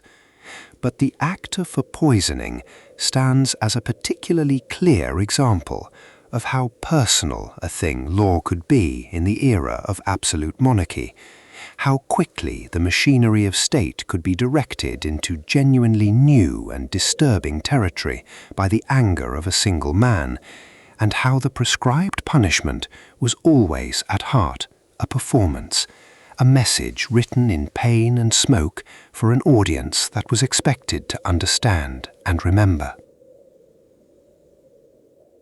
The breaking wheel, Europe's most feared instrument. Of all the methods of execution practiced in medieval Europe, the breaking wheel holds a particular place in the history of deliberate, considered cruelty. It was not impulsive. It was not quick. It was, by design, a prolonged, public demonstration of what happened when the law considered a crime so serious, so threatening to the social order, that a fast death was insufficient. It was used across France, Germany, the Italian states, and parts of Scandinavia and Central Europe, taking slightly different forms in different regions, and it was feared above almost any other form of punishment, because unlike the axe, which brought a moment of impact, or the rope, which brought suffocation and darkness, the wheel brought something else entirely. It brought time. The basic operation of the wheel was this. The condemned was strapped to a large cartwheel or to a wooden frame laid flat, limbs spread and secured. The executioner then used a large, heavy iron-shod wheel, sometimes the actual rim of a cartwheel, sometimes a dedicated instrument, to systematically break the bones of the condemned's body. The order in which bones were broken and from which direction the blows came was specified in law in some jurisdictions and varied between them.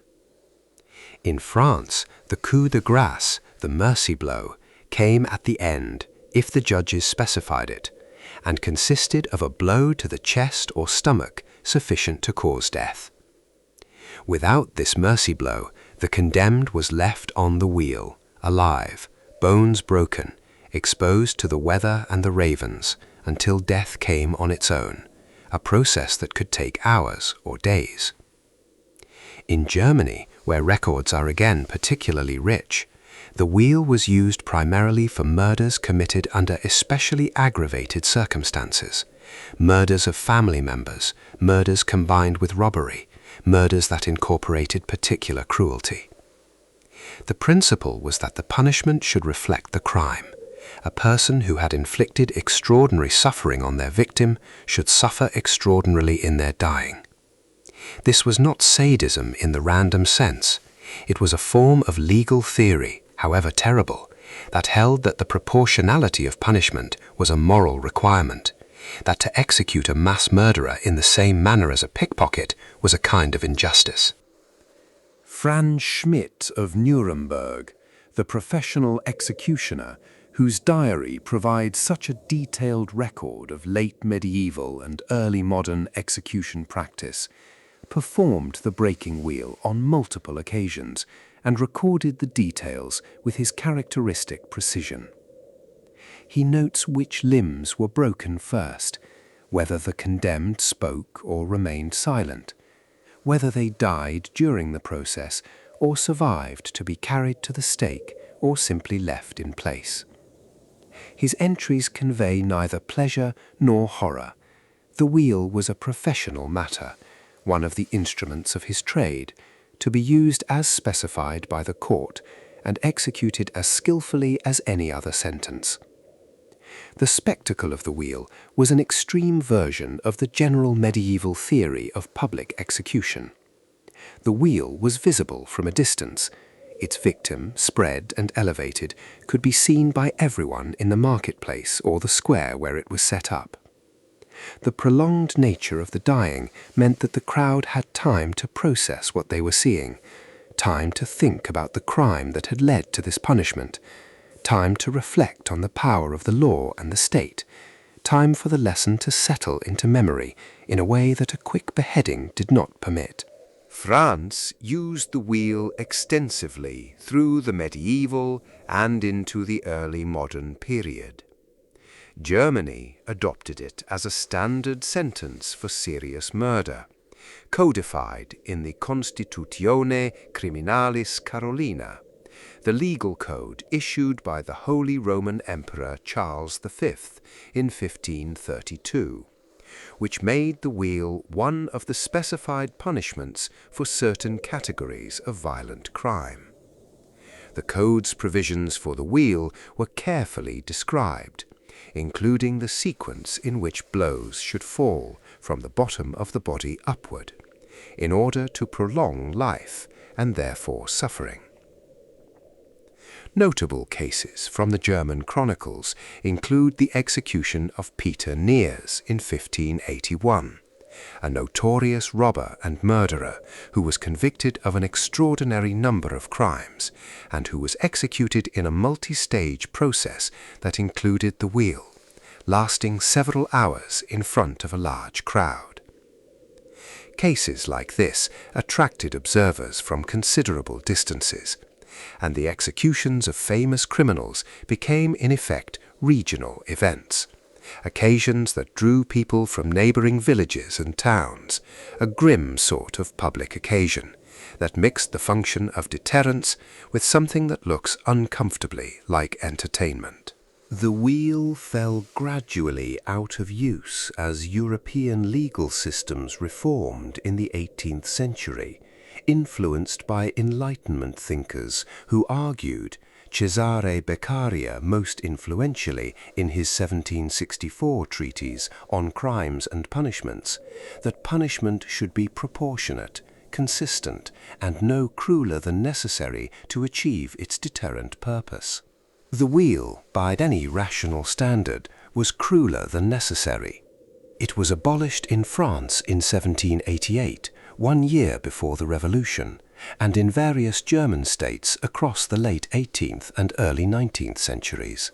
Its disappearance was not mourned, but its use for centuries tells us something important about how societies understood the relationship between crime, punishment, and the public performance of both. The persistence of the breaking wheel across so many different European legal systems across so many centuries suggests that it was filling a genuine cultural need, not just deterrence in the abstract, but something more visceral and specific. It was a way of saying, in the most physical and irreversible terms possible, that certain acts placed the perpetrator outside the boundaries of the human community, and that the response of that community would be equally without mercy. The condemned on the wheel was not simply being punished, he was being made into a demonstration of what lay beyond the pale, a living, then dying, testament to the absolute nature of certain prohibitions. Watching the wheel in this framework was not simply witnessing a punishment. It was participating in a collective act of boundary drawing, saying together as a community, this is what we will not tolerate. This is what we will do to those who transgress it. The individual on the wheel was the vehicle for a communal statement. His suffering was, in the medieval understanding, the price of the community's continued coherence.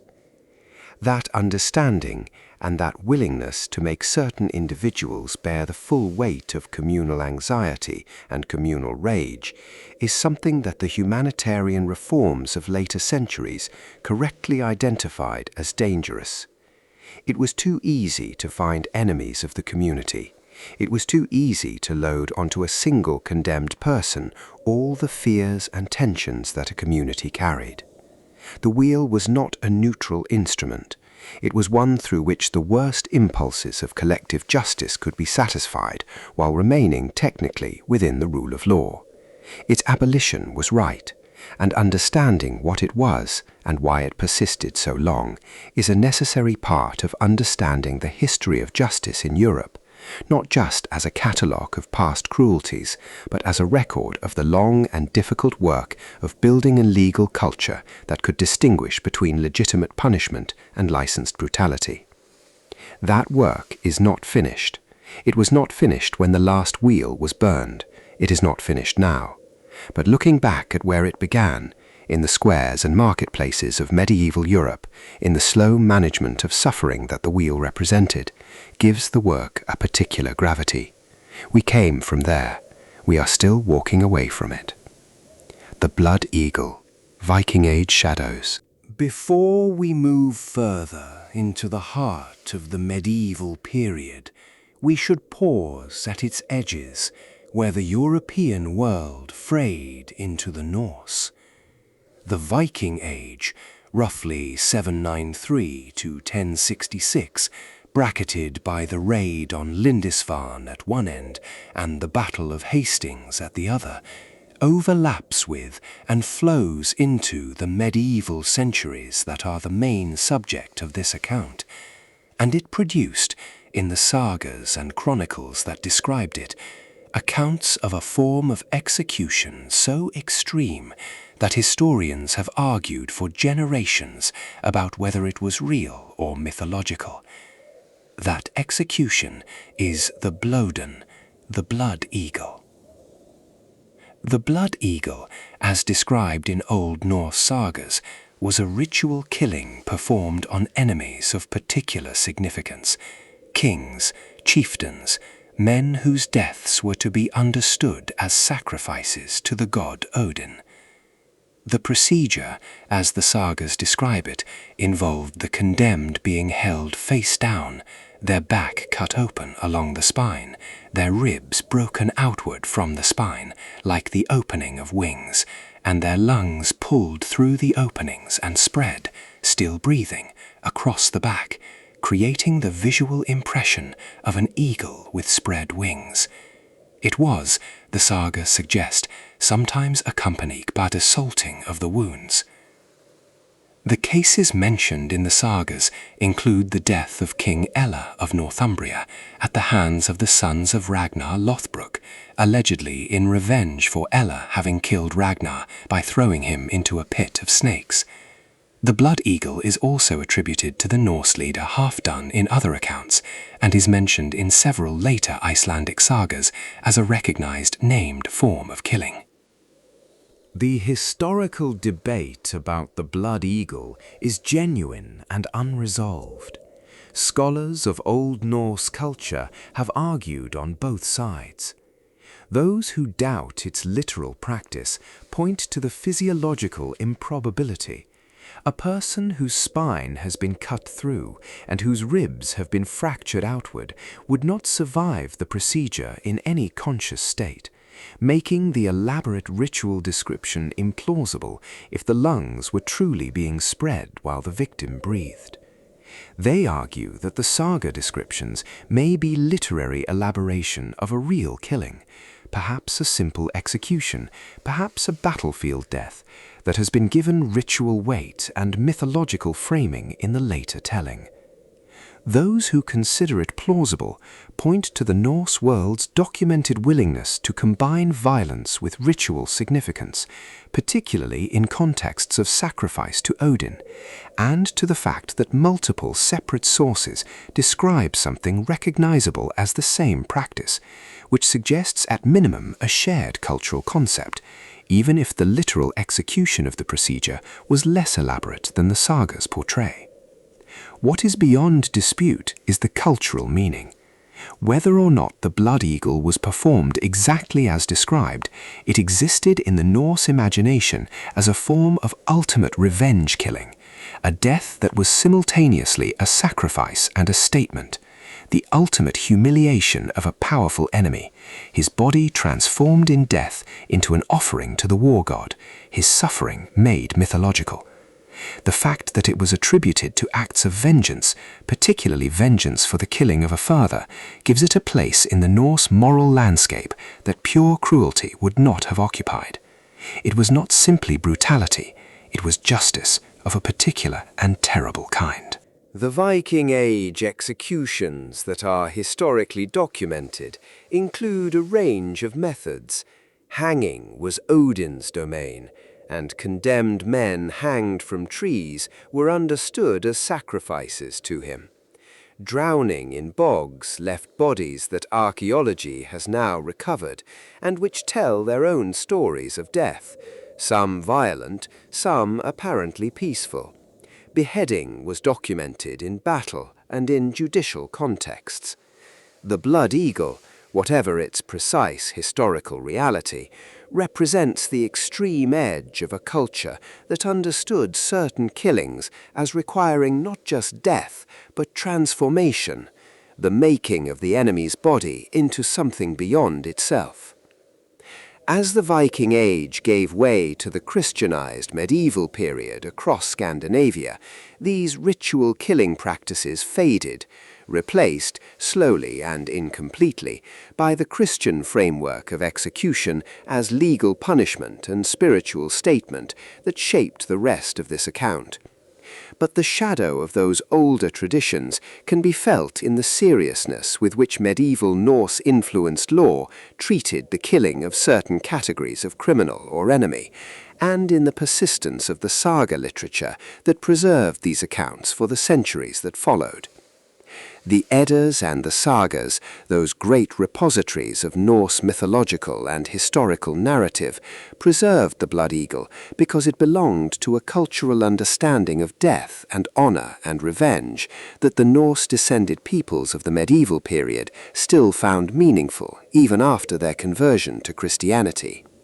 The sagas were not simply history, they were moral philosophy, expressed through narrative, and the blood eagle, in that philosophy, was not evidence of barbarism, but of a world in which the stakes of honor and dishonor, loyalty and betrayal were understood to be absolute and were punished accordingly. The Northumbrian King Ella, if he died as the saga claimed, died in a ritual that his killers understood as both justice and sacrifice. The political dimension was the personal one. His death was a message, as all the deaths in this account were messages, but one written in the language of a world that understood the cosmos as shaped by divine will, expressed through human violence, where the gods watched from Valhalla, and the manner of a man's dying carried weight in the next world, as it did in this one. The saga writers who preserved these accounts were themselves already several generations removed from the world they described, writing in 13th century Iceland about events of the 9th century, and the gap between the living tradition and its written record is part of what makes the blood eagle so historically contested. But contested or not, it endures, one of the most extreme images in the already extreme history of medieval death, a killing so total in its transformation of the human body that it defies the usual categories and sits alone at the edge of what we can say we understand about the world it came from. Let it stand there at the edge. Some history is meant to be looked at from a distance. Women condemned, the double standard of medieval justice. Medieval law did not treat men and women identically in their dying.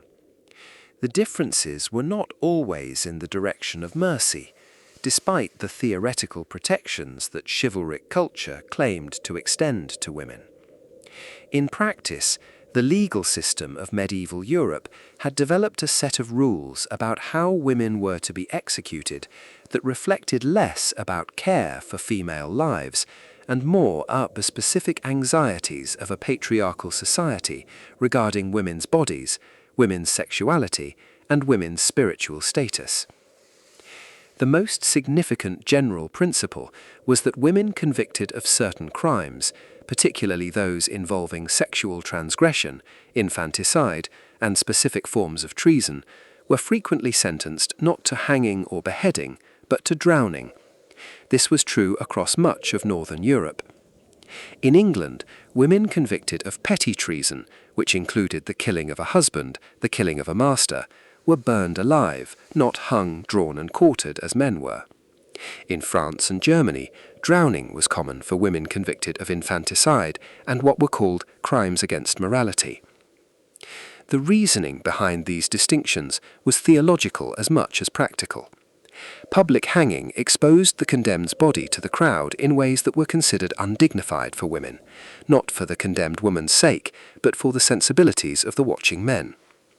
Drowning was considered more private and, in a strange way, more fitting. The woman was submerged, hidden, taken by water, rather than displayed.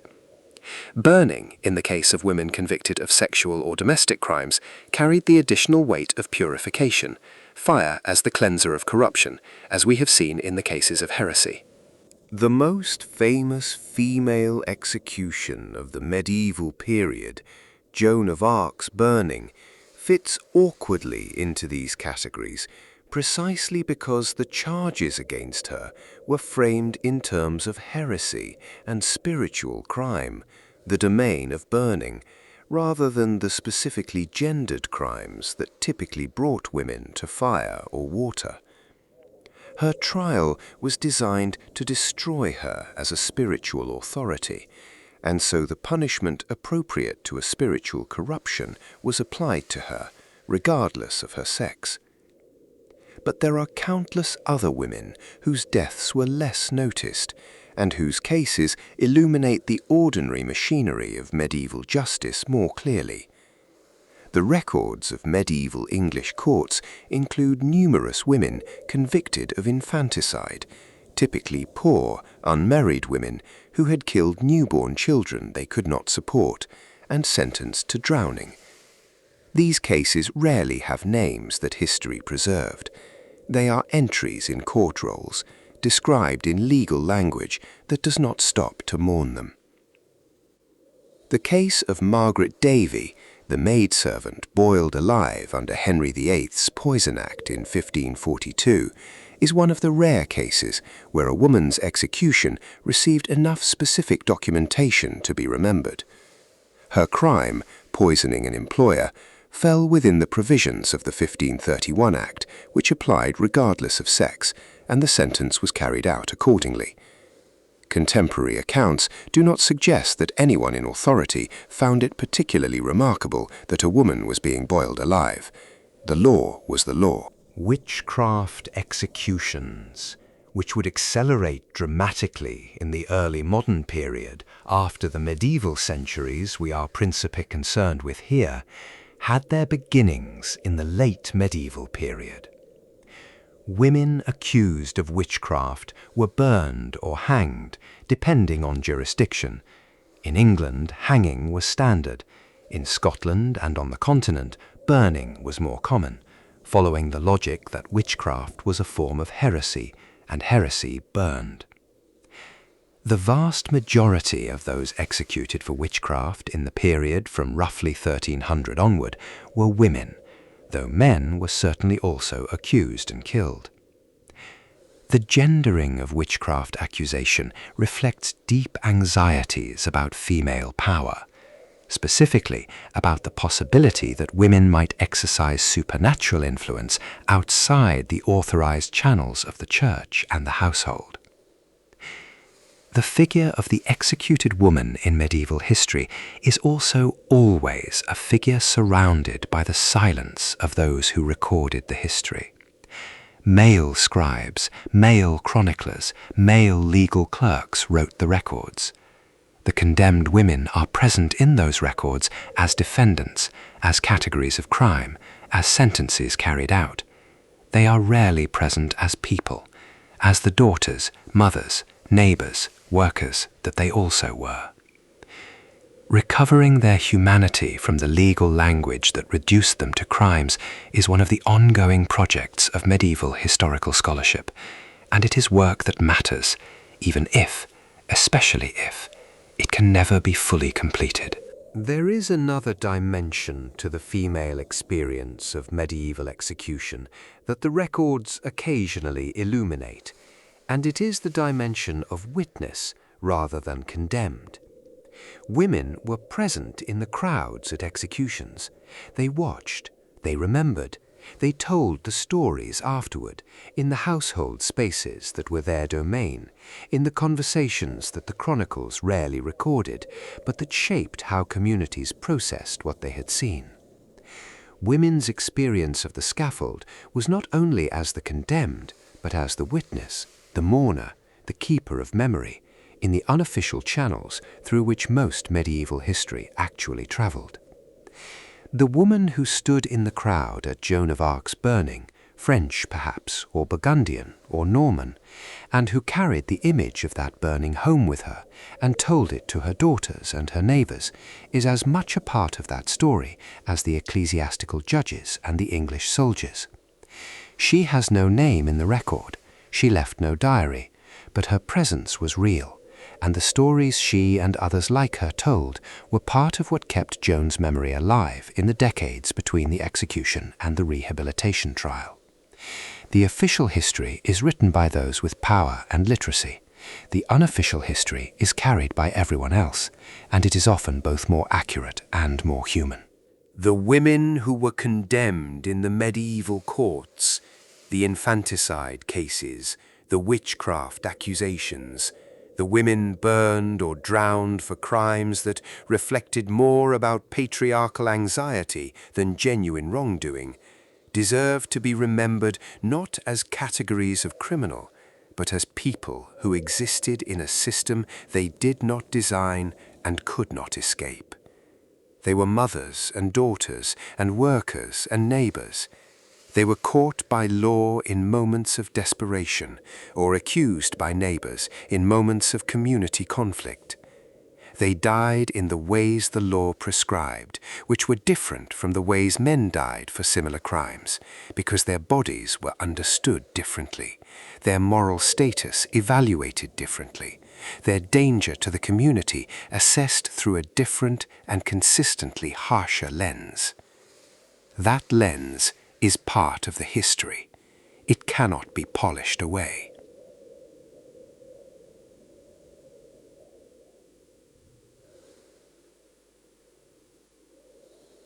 The crowd, the scaffold, and the meaning of public death. All of the executions we have considered so far took place in front of crowds. This was not incidental. The crowd was not a byproduct of the execution. It was, in a real sense, the execution's purpose. Without the crowd, the spectacle had no meaning. Without the witnesses, the message had no recipients. The public nature of medieval execution was not a failure of privacy protections or a lack of concern for human dignity as an abstract principle. It was the entire point. Understanding what it was actually like to stand in one of those crowds, to be part of one of these gatherings, is one of the more difficult historical acts of imagination available to us. The people who filled the Smithfield market to watch William Wallace die, or who pressed into the marketplace of Rouen for Joan of Arc, or who crowded the square in Hereford for Hugh Despenser, these were ordinary people, men and women and children, who had come from their daily lives to witness a death. What did they feel? What were they supposed to feel? What did they actually feel? Medieval authorities clearly expected the crowd to function as a unified moral community, to understand collectively that the condemned had done wrong, that the law had correctly identified and punished that wrong, and that the execution was a reaffirmation of the social order on which everyone's safety depended. The crowd was supposed to leave the execution not traumatized but reassured, the sense, however grim, that the world was correctly ordered, that bad things happened to bad people, and that the machinery of justice, however violent, was working. The reality was more complicated. Chronicles and chronicles record crowds that were ambivalent, divided, sometimes hostile to the execution rather than the condemned. The execution of William Wallace clearly did not produce uniform satisfaction in the crowd. His fame and the cause he represented meant that among the Londoners who watched, there were surely those who felt not triumph, but something harder to name. At Joan of Arc's execution, the English soldier who threw the extra bundle of sticks on the fire became within years a figure of infamy rather than a loyal servant of the crown, as the political tide turned and Joan's rehabilitation began. There are records of crowds attempting to prevent executions, throwing themselves at the guards, trying to pull condemned men from the scaffold. There are records of crowds that turned after a botched execution on the executioner. In one notable German case documented by Joel Harrington, an executioner who failed to kill cleanly was chased from the execution ground by the crowd and had to be protected by the authorities. The crowd's understanding of what was supposed to happen was detailed and specific, and when it was violated, their anger was real. The last speech, the last words of the condemned were a crucial element of the scaffold theatre. The conventions were clear. The condemned was expected to acknowledge their guilt, to thank the court for its justice, to make peace with God and with those they had wronged, and to die with what equanimity they could manage. A good death, a death that followed these conventions, that expressed contrition and composure, was understood to benefit the condemned soul and to give the proceedings a satisfying conclusion. A bad death, screaming, fighting, cursing the judges, insisting on innocence, disrupted the narrative the execution was supposed to tell. The surprising thing, reading the historical record, is how many condemned people managed to die with extraordinary dignity.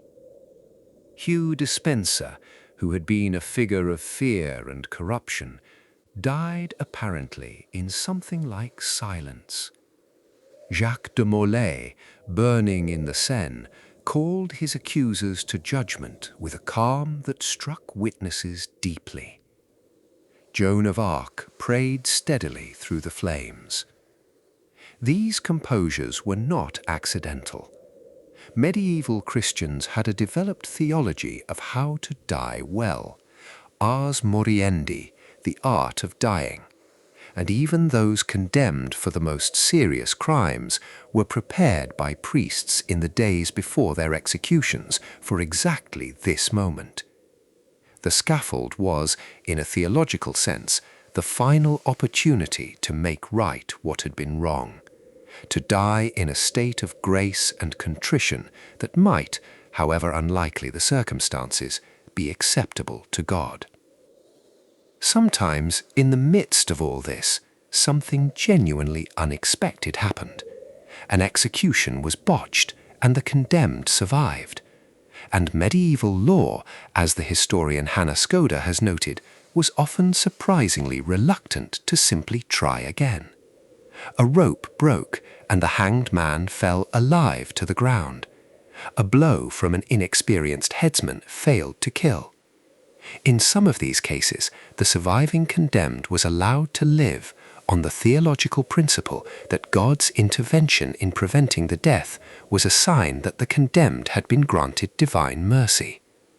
This was not a universal principle. There are also records of executions that required multiple attempts, but its existence at all speaks to the theological seriousness with which execution was approached. It was not merely a killing. It was a transaction between the human world and the divine, and when the divine seemed to intervene, some people took note. There is something almost tender about this. The idea that a medieval court, having sentenced a man to death and watched the rope break, could step back and wonder whether they had been overruled by a higher authority. It is a long way, morally and institutionally, from the systematic, bureaucratic capital punishment of the modern era, which does not pause to consider whether a botched execution represents divine intervention. The medieval scaffold, for all its violence, operated within a framework that acknowledged limits it did not control. The state could sentence, the executioner could act, but God was watching, and occasionally, very occasionally, God seemed to answer. That acknowledgement of divine oversight, that willingness to read the accidental as potentially intentional and to respond to it with mercy, is one of the more unexpectedly humane aspects of a system that otherwise showed very little. It is perhaps a reminder that the people who built and operated and attended these executions were not simply different from us in their capacity for cruelty.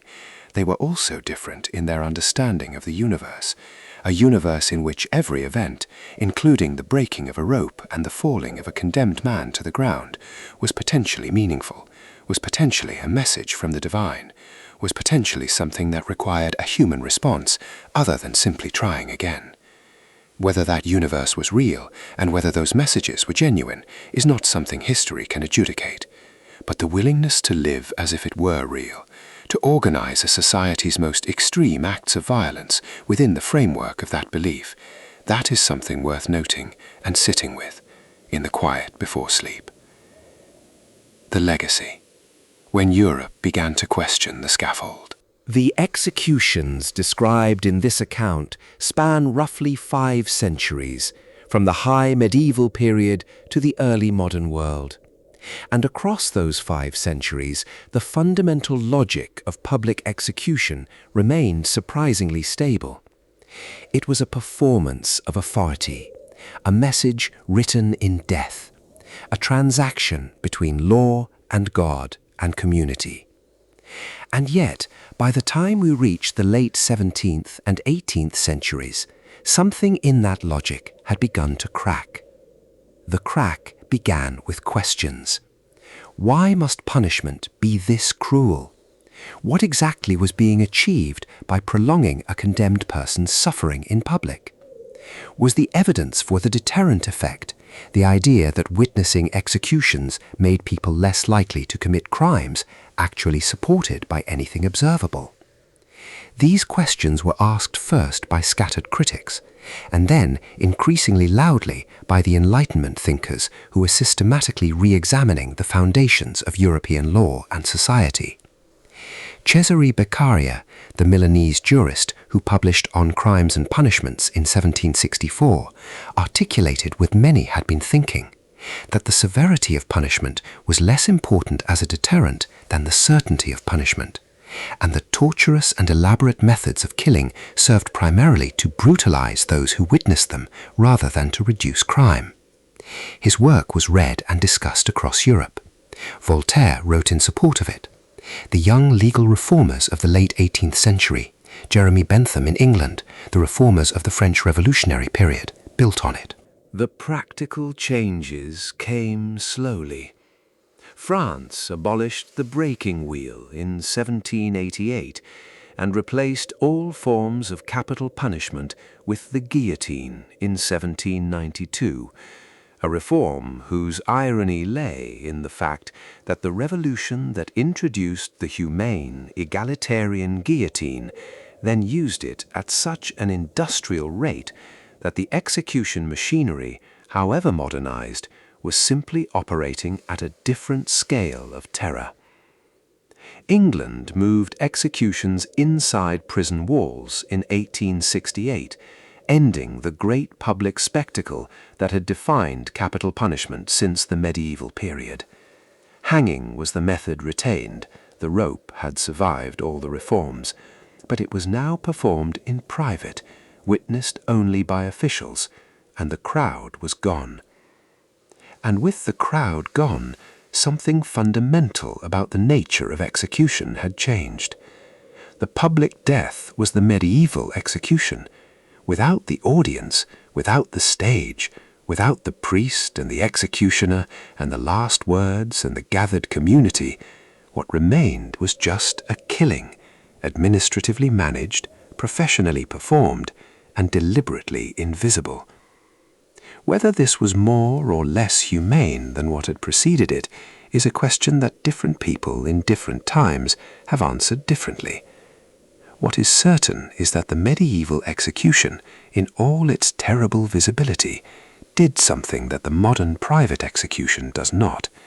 It made the act of killing in the name of the law impossible to ignore. The crowd that gathered at Smithfield, or the Place du Vieux Marché in Rouen, or the Piazza della Signoria in Florence, was being asked to witness, to process, and to collectively make meaning of a death. That was uncomfortable and often horrible, but it was honest about what was happening. The state was killing someone. Everyone could see. Everyone had to decide what they thought about it. The disappearance of the scaffold into the prison did not end execution. It ended the conversation about it that the public scaffold had, in its terrible way, kept alive.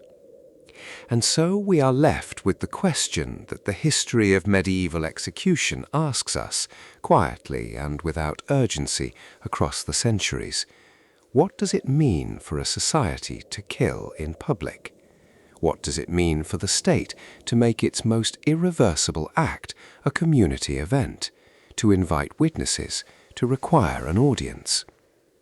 The medieval answer was that transparency about power was part of how power worked, that the authority of the law derived in part from its visibility, its willingness to act openly and to be watched. The modern answer has been that this transparency was undignified and brutalizing, that the proper place for such acts was behind closed doors, witnessed by officials rather than crowds. Both answers contain truths. The medieval scaffold was visible in ways that forced the question, but that very visibility produced, as we have seen repeatedly in these stories, unexpected outcomes. It produced martyrs, it produced legends, it produced the stubborn persistence of the condemned in public memory long after the authorities who ordered their deaths had turned to dust. The executions that shocked medieval Europe were shocking because they were witnessed, and they were witnessed because the medieval world believed that power must be seen. The irony is that the seeing, in case after case, created exactly the symbolic power that the executions were designed to destroy. The slow reform of the 18th and 19th centuries brought other changes too. The introduction of the concept of rehabilitation, the idea that a criminal could be reformed, that imprisonment was not merely a holding space before death, but a process of transformation, shifted the entire architecture of punishment. Prisons grew. Execution became rarer, reserved for crimes so extreme that no rehabilitation was considered possible or appropriate. The condemned were still killed in England and France and Germany and across the Atlantic world, but less often, more privately, with more procedural formality and less communal participation.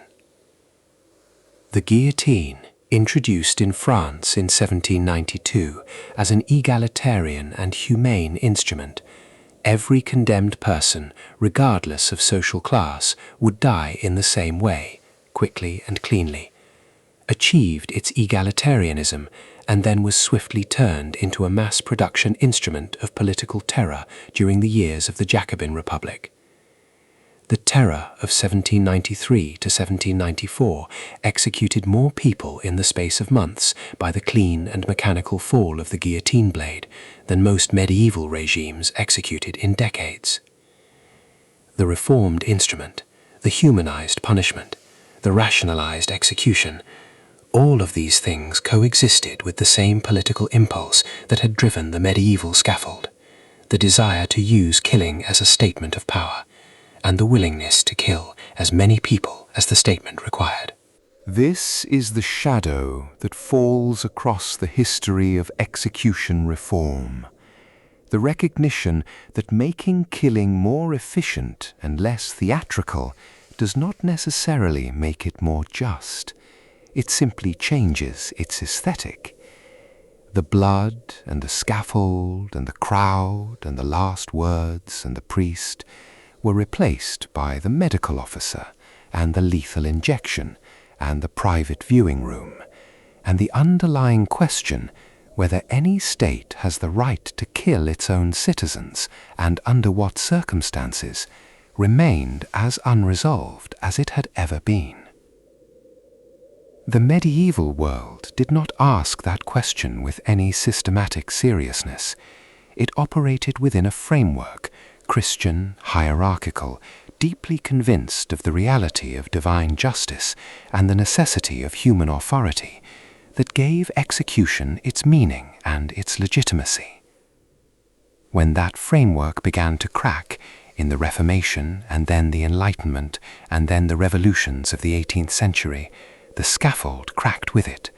Not all at once, not cleanly, but crack it did. And here we are, centuries later, in a world that has inherited both the impulse and the argument, that has not resolved the question, but has at least, in most places, moved it out of the public square and into the courtroom and the legislature, where it is argued rather than performed. That is progress of a kind. Whether it is sufficient progress, whether it is the right kind, whether the human capacity to read significance into death has found appropriate new channels or simply new hiding places, these questions are still being worked out.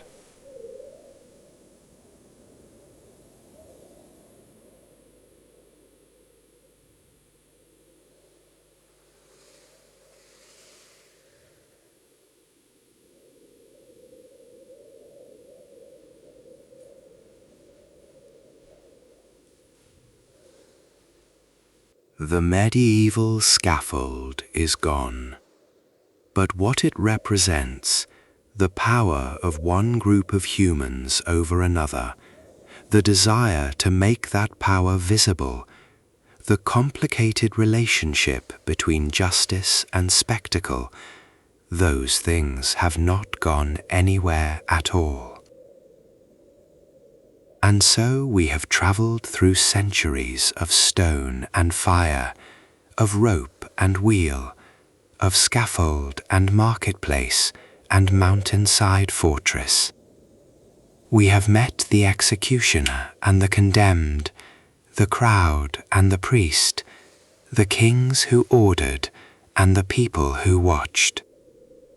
We have sat with the stories that history has refused to let go of, Wallace on the hurdle, de Molay in the Seine fire, Joan in the morning marketplace of Rouen, and with the stories that history almost forgot, the 200 souls at Montségur, the unnamed women in the court rolls, the cook in the cauldron. These were not comfortable stories. They were not supposed to be. They were the hardest and most indelible moments of a world that is gone, but not entirely past. A world that built its cathedrals and its scaffolds with equal seriousness, that understood both beauty and cruelty as instruments of meaning. What remains of all these deaths, 7 or 8 centuries later, is not the pain, which ended as all pain ends, and which belongs to the dead and to no one else now. What remains is the meaning that was made, and unmade, and made again. Wallace died, and Scotland lived. De Molay burned, and the Templars became legend. Joan burned and became a saint. The Cathars burned, and their ideas filtered through centuries of memory into a world they would not recognize. The scaffold taught, and it frightened, and sometimes it produced something it was never intended to produce, a martyr, a symbol, a name that no amount of fire and quartering could extinguish. In the quiet before sleep, these stories come to rest somewhere useful, not as horror, though they contain it, but as evidence of the strange, stubborn persistence of human significance, the remarkable fact that individual people, in individual moments of extremity, managed to die in ways that meant something, that spoke to those who watched, that carried across centuries to reach us here, tonight, in the dimming light. They were not simply destroyed, they were witnessed, and being witnessed, they became permanent. The fire in the marketplace has long gone cold. The scaffold has long rotted back into the earth. The crowds are dust, everyone.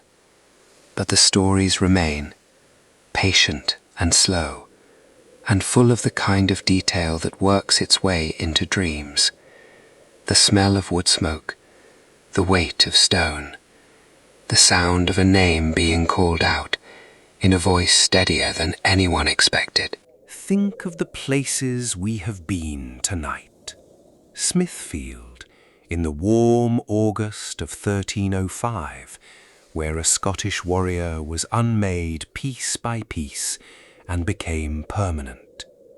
A small island in the Seine, in the early dark of a March evening in 1314, where an old man in fire called two powerful men to answer before God, and was, by any reasonable reading of what followed, heard. The castle courtyard at Hereford, in the cold of late November 1326, where a queen watched the end of the man who had made her life small and unlivable for so many years. A mountain in the Pyrenees in 1244, where 200 and more people walked down from their fortress into a fire they had chosen with their eyes open. A marketplace in Rouen in the morning of the 30th of May 1431, where a 19-year-old girl prayed steadily through the flames and became a saint. A piazza in Florence in 1498, where a preacher burned in the same square where he had built his bonfires. A cauldron in Smithfield in 1531, where the law's anger at a poisoner was made spectacularly and terribly visible. The road squares of medieval Germany, where the wheel's slow work communicated what words alone could not. The North Shores and saga pages, where the blood eagle lived, real or myth, in the cultural imagination of a people who took the stake of honor and vengeance with absolute seriousness. The unmarked court rolls, where women appeared as defendants and disappeared as people. These are the places, these are the moments, held in the amber of historical record, imperfect, partial, sometimes distorted by the prejudices and agendas of the scribes who set them down, but real, real people, real deaths, real communities gathered to watch and remember and tell their children. The medieval world was violent in ways we have largely moved beyond, and yet it was also, in those acts of violence, trying to say something, to communicate, to maintain, to warn. The saying was often wrong, the means were often horrifying, but the impulse behind it, to make meaning from death, to insist that dying in a certain way carried weight and implication, that the end of a life was a statement about what that life had contained, that impulse is not so distant from us as the centuries suggest. We still make meaning from death. We still read the manner of dying for clues about the life that preceded it. We still gather in our modern ways to witness and to remember. The scaffold is gone, the crowd is dispersed, but we are here, in the quiet of this late hour, sitting with these old stories, which is its own kind of witnessing. Let that be enough. Let the breath slow and the mind loosen its grip on the day. The old world is settling back into the stone and the smoke and the silence where it lives. The fire in the marketplace has been out for 700 years. The night is quiet. The ground is still. Sleep well.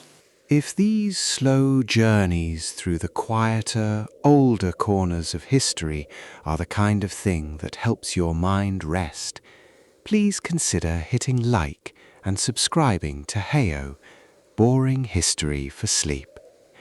We are working towards 1,000 subscribers, and every single one matters more than you know.